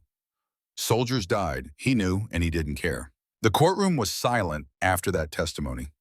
Even Cross's lawyers seemed shaken. The mathematics of corruption made concrete. 17 lives, 17 families, all destroyed so one general could enrich himself. The prosecution rested after 5 days. The defense had nothing substantial. Cross's lawyers tried to argue duress, claimed their client acted under pressure from criminal organizations, that he was a victim as much as a perpetrator. They produced no evidence, no witnesses, just speculation and misdirection. The judges weren't buying it. Cross had murdered a Marine, had tried to murder 2 more, had coordinated a terrorist attack on American soil. There was no defense for that, no mitigating circumstances, just consequences. Daniel testified on day 6. Kate hadn't known he was on the witness list. Watched her son take the stand with military bearing that would have made Buck Morrison proud. He spoke about his grandfather, about finding the letter Buck wrote before he died, about spending 15 years knowing Cross had murdered his grandfather and being unable to prove it. My grandfather was a Marine, a sniper. He inspected his own equipment obsessively. There is zero chance he jumped with a faulty parachute by accident. Zero. Someone tampered with his gear. Someone murdered him. And that someone sits at the defense table looking at me right now without remorse or shame. Cross's lawyers objected. The judge sustained.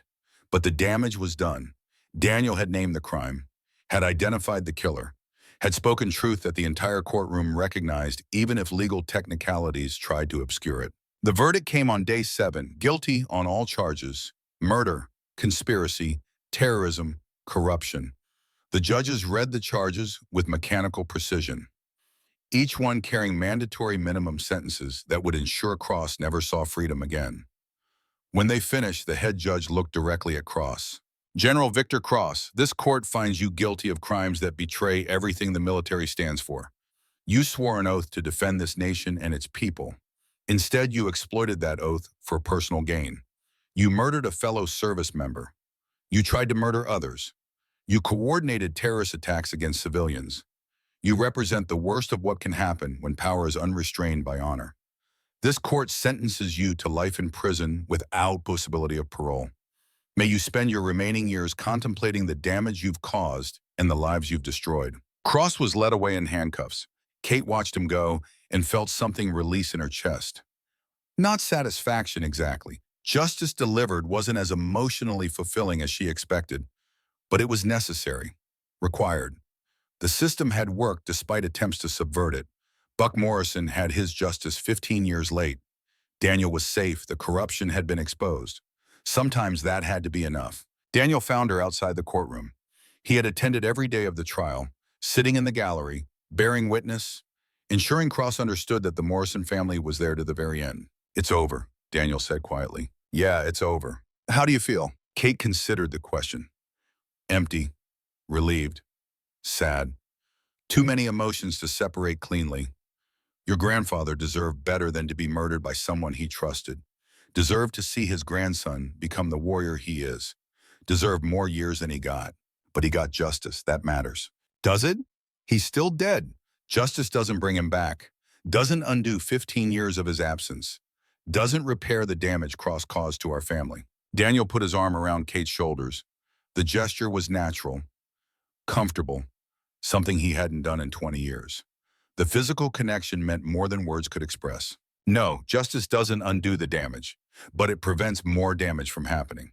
Cross is in prison for life. He'll never hurt another family, never corrupt another system, never murder another person who threatens his power. That's what Grandpa Buck would have wanted. Not revenge, but protection for others who might have suffered if Cross remained free. Kate understood her son was right. Buck Morrison hadn't tried to expose Cross for personal gain. He did it to protect soldiers who depended on equipment that met standards, who trusted their lives to gear that wouldn't fail at critical moments. Cross's corruption killed people through negligence and greed. Buck tried to stop it, died trying. Now Kate had finished what he started. The circle was complete. "I'm going to resign," Kate said. "Official paperwork goes in tomorrow. 30 years is enough. Time for something different." "What will you do?" "I thought I might go back to Montana. The ranch is still there, still in the family trust. I could spend some time learning who I am without the uniform. Maybe figure out how to be a person instead of just an admiral." Daniel nodded slowly. "That sounds good. Healthy. You've been defined by a rank your entire adult life. Might be interesting to find out who Kate Morrison is when she's not Admiral Morrison." They stood in silence for a moment. Then Daniel spoke again with careful deliberation. "I've got leave coming up. 30 days. I was thinking about bringing Emily and Emma to Montana. Let them see where their grandfather grew up, where the Morrison shooting tradition started. If you're going to be there, it might be good for them to spend time with their grandmother." Kate felt tears threatening. Emily was Daniel's wife, a civilian doctor who Kate had met exactly twice at military functions. Emma was their 8-year-old daughter, Kate's granddaughter who she barely knew. The family connections she had sacrificed for career were still there, fragile, tentative, but real. Daniel was offering her a chance to rebuild, to be present, to become the grandmother she never managed to be as a mother. I would like that very much. Good. We'll plan it. Give you time to settle in. Then we'll come visit. Emma's been asking about learning to shoot. Seems like Montana is the right place for that. Kate smiled through emotion. The Morrison way, passed down through generations. Your grandfather would approve. Yeah, he would. Kate's resignation was accepted within 24 hours. No argument. No attempt to convince her to stay. The Navy understood that some situations had no good resolution. Kate had saved lives at Fort Benning, had exposed corruption, had proven herself under impossible circumstances. But she had also challenged a general on national television, had made the military look bad through no fault of her own. Better for everyone if she left quietly with honor intact. The ceremony was small, just a handful of senior officers and close friends. No media, no spectacle. Kate preferred it that way. She had lived enough of her life in public view. This ending belonged to her and the people who knew her best. Admiral Thomas Gray, Chief of Naval Operations, presented Kate with her retirement certificate and the flag that had flown over the Pentagon on her final day of service. His words were carefully chosen. Professional praise without mentioning the controversy that ended her career. Admiral Morrison has served this nation with distinction for 30 years. Her leadership during deployments, her strategic thinking during complex operations, her courage under fire at Fort Benning. All of it represents the best of what we hope to see in naval officers.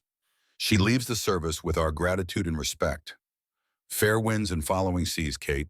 Kate accepted the certificate and flag, shook hands, received the applause of her peers, then walked out of the building for the last time as a naval officer. The transition from Admiral Morrison to Kate Morrison happened in the space between leaving military headquarters and reaching her car. One identity shed, another waiting to be discovered. Jim Walker met her at the car. How does it feel? Strange, liberating, terrifying.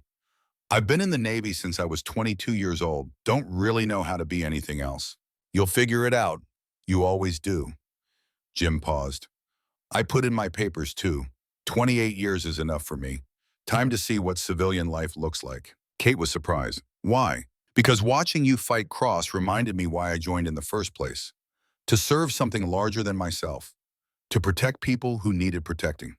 Somewhere along the way, I forgot that. Became a bureaucrat pushing papers instead of a warrior doing the work. You reminded me what matters, what's worth fighting for. I'm not going to waste whatever years I have left forgetting that lesson again. They stood beside Kate's car in the Pentagon parking lot, two veterans ending their careers, two friends who had known each other since their academy days, both understanding that some chapters had to close before new ones could begin. Montana is beautiful this time of year, Kate said. If you're looking for a place to figure out what comes next. Jim smiled. I might take you up on that. Always wanted to learn long-range shooting. Seems like you're qualified to teach. Seems like I am. Montana in October was everything Kate remembered from childhood. Aspen trees turning gold on mountainsides. Cool air that carried the scent of pine and approaching winter. The ranch house stood exactly as it had for 50 years, weathered wood and stone, built to last by people who understood that foundations mattered more than appearances. Kate spent the first week alone, cleaning, repairing, reconnecting with land she had abandoned for 30 years. The shooting range Buck Morrison built was overgrown but still functional. Steel targets rusted but intact. The backstop solid despite decades of neglect. She spent 3 days restoring it, cutting brush, replacing targets, rebuilding something her father created. On the fourth day, she brought a rifle to the range, not the Barrett from Fort Benning. That weapon had been retained as evidence for Cross's trial, but a simple bolt-action rifle that had belonged to Buck Morrison. Kate found it in the gun safe, still cleaned and maintained from the last time her father fired it. She settled into the prone position behind the rifle, aligned the sights on a target at 300 yards. Let her breathing slow into familiar rhythm. The fundamentals were still there, still automatic. Shooting was muscle memory. Once learned, never fully forgotten. The rifle spoke. The target rang. Kate cycled the bolt and fired again, and again, until the magazine was empty and 6 rounds had struck their targets with precision that would have made Buck Morrison proud. When she finished, Kate sat on the bench her father built and looked at the mountains surrounding the ranch. This was where it started, where Buck Morrison taught his daughter to shoot, where the foundation was laid for everything that came after. 30 years of naval service, the confrontation with Cross, the fight for justice, all of it traced back to this place, these mountains, the lessons learned on this range. Daniel's truck arrived on a Saturday morning. Kate watched from the porch as her son, daughter-in-law, and granddaughter climbed out. Emma was small for 8 years old, dark hair, serious eyes. She looked around the ranch with visible curiosity, taking everything in, cataloging details the way children do when encountering new places. "Grandma Kate!" Emma ran across the yard and hugged Kate with the unself-conscious affection that only children possess. Kate held her granddaughter and felt something warm and painful in her chest. This was what she missed, these moments of connection, these chances to be present for family. "Hi, Emma, I'm so glad you're here. Dad says you're going to teach me to shoot, like great-grandpa Buck taught him, like he taught you, the Morrison tradition." Kate looked at Daniel, who smiled and shrugged. "She's been talking about it for weeks. Apparently, the Morrison family's shooting legacy is more interesting than anything happening at her school." Emily approached and hugged Kate. "Thank you for having us. Daniel talks about this place constantly. It's good to finally see it." They settled into the ranch house with the easy comfort of family. Daniel and Emily took the guest room. Emma was given what used to be Kate's childhood bedroom, still decorated with remnants of a life lived decades ago. Posters of places Kate wanted to visit, books she loved. The physical archaeology of who she was before the Navy reshaped her into something different. That evening, they sat on the porch watching sunset paint the mountains orange and red. Emma sat beside Kate, asking questions about Buck Morrison, about the ranch, about shooting and the military, and what it was like being an admiral. Kate answered each question honestly. No sanitization, no glossing over hard truths. Children deserved honesty even when honesty was complicated. "Why did you leave?" Emma asked finally. "Dad says you were gone a lot when he was growing up. Why did you choose the Navy over being with him?" The question hit harder than any hostile interrogation Kate endured during her career. Daniel tensed. Emily looked concerned. But Kate understood Emma deserved a real answer, not a deflection, not an excuse. "Because I was wrong. I thought serving in the Navy was the most important thing I could do. Thought my career mattered more than being present for your father. I made a choice and I was wrong. It took me 30 years to figure that out. Too late to fix most of the damage, but not too late to try being better now." Emma considered this with the seriousness children bring to adult admissions. "Dad says you saved a lot of people's lives at the shooting competition, that you're a hero." "I'm not a hero, I just did what needed to be done. But doing the right thing once doesn't make up for 30 years of doing the wrong thing. That's something I'm still learning." "But you're here now." "Yes, I'm here now." "Then that's a start." Out of the mouths of children came wisdom that adults spent lifetimes trying to learn. Kate felt tears threatening again. Seemed like retirement had made her emotions less controllable. Or maybe just more accessible. The uniform had been armor against feeling. Now the armor was gone. Everything exposed, vulnerable, real in ways that were uncomfortable but necessary. The next morning, Kate took Emma to the range. Daniel came along as spotter. 3 generations of Morrisons standing on ground where Buck Morrison taught the fundamentals that became family tradition. Kate set up a target at 50 yards, close enough for a child to hit with proper instruction, far enough to require real skill. She showed Emma how to hold the rifle, how to establish proper stance, how to align sights. The same lessons Buck Morrison taught Kate 40 years earlier. The same lessons Kate should have been around to help teach Daniel. The cycle continuing despite gaps and failures and years of absence. "Shooting is thinking," Kate told her granddaughter. "Your mind pulls the trigger. Your body just executes what your mind already decided. Understanding that difference is what separates shooters from marksmen." Emma nodded seriously, absorbed the information with focus that reminded Kate of Buck Morrison. Some things pass through genetics. Talent, aptitude, the ability to focus under pressure. Emma had Morrison blood, would probably become as good a shooter as her father and great-grandfather if she chose to pursue it. Kate positioned herself behind Emma, helped adjust the rifle's position, made small corrections to stance and grip. The teaching was intimate, physical, required patience Kate had never demonstrated as a mother but somehow found as a grandmother. Maybe because this time she understood what was at stake. Maybe because she had learned through loss what presence meant. Now breathe, Kate instructed. In through your nose, out through your mouth. Let your body settle. Feel the rifle become part of you rather than something you are holding. That's it. Good. Emma's first shot went wide, missed the target completely. The 8-year-old's face fell with disappointment. Kate knelt beside her granddaughter and spoke with gentle firmness. Missing is part of learning.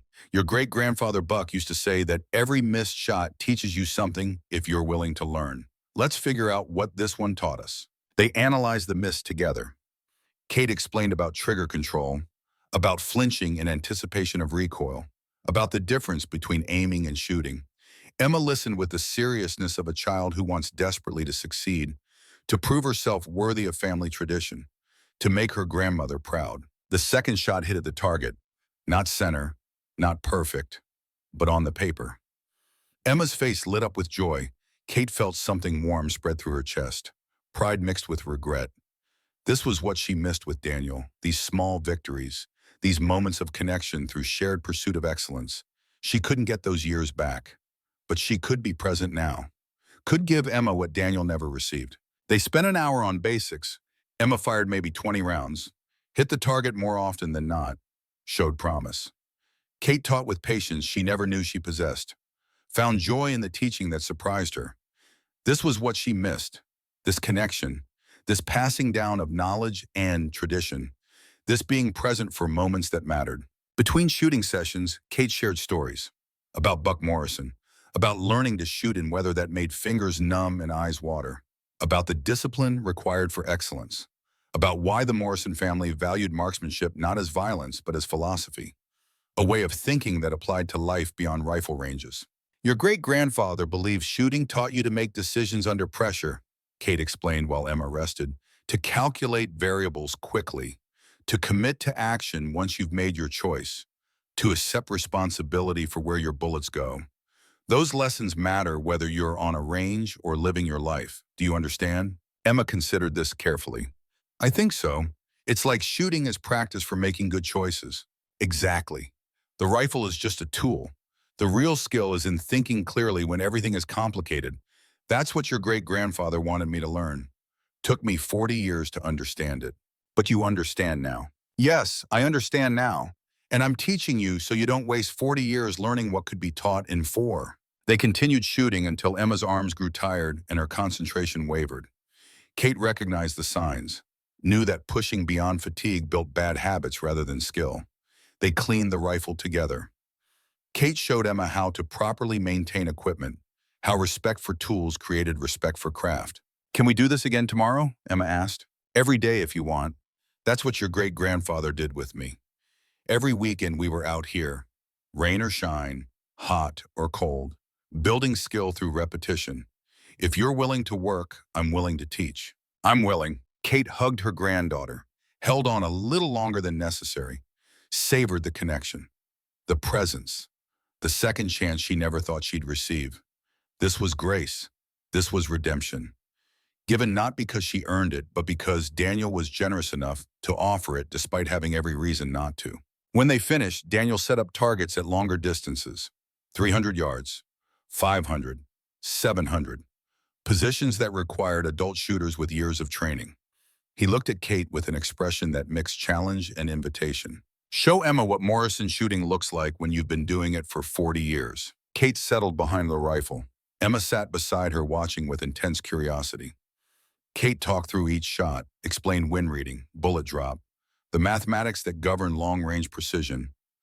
Then she demonstrated 3 shots, 3 targets, 3 hits, not spectacular by competitive standards, but solid fundamentals executed with competence that came from decades of practice. That's so cool! Emma's enthusiasm was genuine, childlike wonder at watching her grandmother do something impressive. I want to shoot like that someday. Then practice, study, learn from people better than you. Your dad is one of the finest shooters in the military. Learn everything he's willing to teach. And remember what your great-grandfather Buck used to say. Excellence isn't accidental. It's the result of deliberate practice under conditions that make you want to quit. They spent the rest of the day on the range. Daniel shooting, Kate coaching, Emma learning, Emily watching with patient amusement. This was family. This was what Kate sacrificed for career advancement. This was what she would spend whatever years remained trying to rebuild and protect. That evening, Jim Walker arrived. He had retired from the Air Force 3 weeks after Kate, driven cross-country trying to figure out what came next. Montana seemed as good a destination as any. Kate welcomed him like the friend he was, the brother-in-arms who stood beside her through everything. Over the following weeks, the ranch transformed into something unexpected. A gathering place for people trying to figure out who they were after military service ended. Jim stayed, helped with repairs, learned to shoot under Kate's instruction. Sergeant Rodriguez visited for a weekend and ended up staying longer. She and Daniel ran training courses teaching civilians and law enforcement long-range fundamentals. The ranch became a school, informal, unstructured, but real. People came to learn shooting from instructors who understood not just the technical aspects but the mental discipline required for excellence. Kate taught without rank, without pretense. Just skill and experience passed down through demonstration and patient correction. 6 months after Cross's conviction, Kate received a call from the Secretary of Defense. She almost didn't answer. Had been enjoying life without official military business, but curiosity won. Admiral Morrison, or should I say Ms. Morrison now? Kate is fine, Mr. Secretary. Kate, I'm calling because the President wants to award you the Medal of Honor for your actions at Fort Benning. You saved multiple lives under enemy fire, demonstrated exceptional courage and skill. The recommendation has already been approved. We're planning the ceremony for next month. The President will present it personally. Kate was silent for a long moment. The Medal of Honor, highest military decoration, given only for actions beyond the call of duty. Most recipients received it posthumously. Those who survived carried the weight of that recognition for the rest of their lives. Thank you, Mr. Secretary, but I have to decline. Silence on the other end. Then confusion. I don't understand. This is the Medal of Honor. You can't decline. Yes, I can, and I am. What I did at Fort Benning wasn't heroic. It was necessary. I had a rifle and people needed protecting. Any competent shooter would have done the same. I don't want medals for doing what was obvious. Ms. Morrison, please reconsider. This recognition is important. For you, for the military, for showing that courage can come from unexpected places. No, thank you for the consideration. But my answer is final. I'm done with public recognition. Done with being a symbol for anything except teaching my granddaughter to shoot and rebuilding a relationship with my son. That's more important than any medal. She hung up before the secretary could argue further. Daniel had overheard the conversation from the kitchen. He came out with an expression Kate couldn't quite read. You turned down the Medal of Honor. Yes, Grandpa Buck would have understood that. He never cared about medals either, just doing the work. That's what I figured. Daniel smiled. You're learning. Took you 30 years, but you're finally learning what matters. Better late than never. Yeah, better late than never. The seasons changed. Fall became winter. Snow covered the Montana mountains. The ranch settled into rhythms dictated by weather and work rather than deployment schedules and military operations. Kate learned to live without alarm clocks, without mandatory formations, without the structure that defined 3 decades of her life. It was harder than she expected. Retirement was supposed to be relaxing. Instead, it was destabilizing. Without rank and responsibility, Kate had to confront who she was as a person. The answer wasn't immediately clear. She had been Admiral Morrison for so long that Kate Morrison felt like a stranger. But slowly, day by day, she remembered. The girl who loved shooting, the daughter who learned from her father, the person beneath the uniform who got buried under decades of military service. That person resurfaced gradually. Uncertain at first, growing more confident as time passed, finding joy in simple things, teaching, learning, being present for family, building something that mattered more than career advancement. Daniel and his family visited 4 more times that first year, each visit lasting longer, each one revealing how much ground needed to be recovered between mother and son. But they were recovering it, one conversation at a time, one shared experience at a time, one moment of presence at a time. Emma flourished under Kate's teaching. By her 9th birthday, she could hit targets at 200 yards consistently. By her 10th birthday, she was competing in junior shooting competitions, winning more often than not, the Morrison tradition continuing into a fourth generation. On the anniversary of Buck Morrison's death, Kate stood at the range with Daniel and Emma. They had come specifically for this, to remember, to honor, to acknowledge that 15 years later, justice had finally been served. Kate had brought 3 rifles, Buck Morrison's rifle that she now used for teaching, Daniel's competition rifle that had carried him through championships, and a new rifle purchased specifically for Emma. 3 generations of Morrison shooters, 3 weapons representing 3 different eras, but the same fundamental skills passed down through family tradition. Your great-grandfather Buck would be proud of you, Kate told Emma. He believed shooting was more than just marksmanship. It was discipline, focus, the ability to perform under pressure. You have those qualities, he would recognize them. I wish I could have met him. So do I. He was complicated, demanding, but good. He understood what mattered. Family, honor, doing the right thing even when the right thing was hard. Those lessons outlived him. Live on in all of us. They shot together as sunset painted the mountains gold. 3 generations firing at targets positioned across the range. Some close, some distant. Each shot a statement about skill and tradition and the unbreakable bonds of family that survived absence and failure and 30 years of distance. When they finished, Daniel put his arm around Kate's shoulders. Emma held her grandmother's hand. They stood together, watching darkness settle over the ranch. Over the range where Buck Morrison once taught his daughter to shoot. Where that daughter now taught her granddaughter. Where the cycle continued despite everything that tried to break it. He's here, Daniel said quietly. Grandpa Buck. I can feel him, watching, approving, proud of what you've built, what you've become. Kate wanted to believe her son was right. Wanted to believe Buck Morrison was somehow present. Bearing witness, understanding that his daughter finally figured out what mattered. But whether the dead watched or not, Kate knew one truth with certainty. She was living in a way that honored her father's memory, teaching, guiding, being present, passing down tradition not through obligation but through love. Come on, Kate said. Let's go inside. I'll make dinner and you can tell Emma stories about her great-grandfather. The ones I never got to hear because I was too busy being important somewhere else. They walked back to the ranch house together. 3 generations of Morrisons moving through Montana twilight. Behind them, the shooting range stood silent, waiting for tomorrow's practice, for the next lesson, for the continuing cycle of teaching and learning that defined who they were. Kate Morrison was no longer an admiral, no longer commanded ships or task forces, no longer attended Pentagon meetings or made strategic decisions, but she had become something more important, a teacher, a grandmother, a person present for the moments that mattered. The uniform was gone, the rank dissolved, but the foundation Buck Morrison built remained. Stronger now, tested by adversity, proven through crisis. The kind of foundation that lasted generations because it was built on principles that transcended individual careers or personal ambitions. Shooting was thinking. Your mind pulled the trigger. Your body just executed what your mind decided. Buck Morrison taught that lesson to his daughter 40 years ago. She had forgotten it, remembered it, taught it to her granddaughter, who would one day teach it to her own children. The cycle unbroken, the tradition alive, the legacy secure. In the ranch house kitchen, Kate prepared dinner while Daniel entertained Emma with stories of Buck Morrison.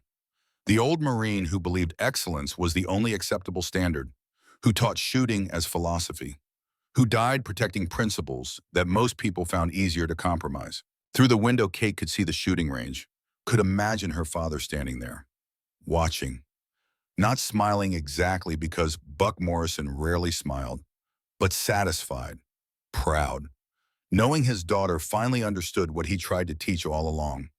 That career and success and advancement mattered far less than family and presence, and being the kind of person who did right, even when doing right, was difficult. The stew simmered, the bread baked, the house filled with warmth and laughter, and the sound of family together. This was victory, not medals or promotions or public recognition, but this, presence, connection, love earned through showing up when it mattered most. Kate Morrison had been Admiral Morrison for 30 years, had commanded and strategized and climbed through ranks while neglecting what mattered most.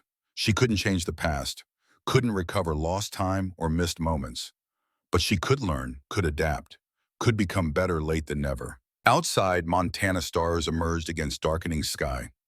The same stars Buck Morrison watched from this ranch. The same stars that would shine long after everyone currently beneath them was gone. But the lessons would remain, passed down through generations, modified by experience, strengthened by testing. The Morrison way of understanding that excellence required sacrifice. But the sacrifices had to be chosen carefully because some things once given up could never be recovered. Kate called her family to dinner. They came immediately, sat together around a table that once held Buck Morrison, shared food and stories in the comfortable silence that came from being with people who loved you despite knowing all your failures. This was grace. This was redemption. Not earned, not deserved, but offered anyway by people generous enough to forgive even when forgetting was impossible. Tomorrow, Kate would wake early, would return to the range, would continue teaching Emma the fundamentals that mattered, would build something that honored Buck Morrison's memory better than any medal or ceremony. A living tradition that proved his lessons survived his death, that his daughter finally understood, that the Morrison family legacy was secure. The final shot had been fired, the targets all marked, the mathematics complete. Kate Morrison had hit what she aimed at, not in competition, not for glory, but in life, where the only targets that truly mattered were the ones you chose for yourself, where missing meant losing something irreplaceable, where hitting meant finally understanding what your father tried to teach you 40 years earlier. The stew was good, the bread warm, the company perfect. Outside, mountains stood eternal against Montana sky, and somewhere beyond the stars, Buck Morrison rested easy, knowing his daughter had finally come home. Thank you for watching Admiral Morrison's journey. This story hits close to home for me. The weight of choosing between duty and family, the courage to stand up against corruption, and the redemption that comes from finally being present for those who matter most. What resonated with you most? Was it Kate's impossible hostage rescue shot, the moment she abandoned the competition to save Daniel? Or perhaps Buck Morrison's legacy living on through 4 generations? I'd love to hear your thoughts, especially from my fellow veterans who understand the sacrifices military families make. Did you serve?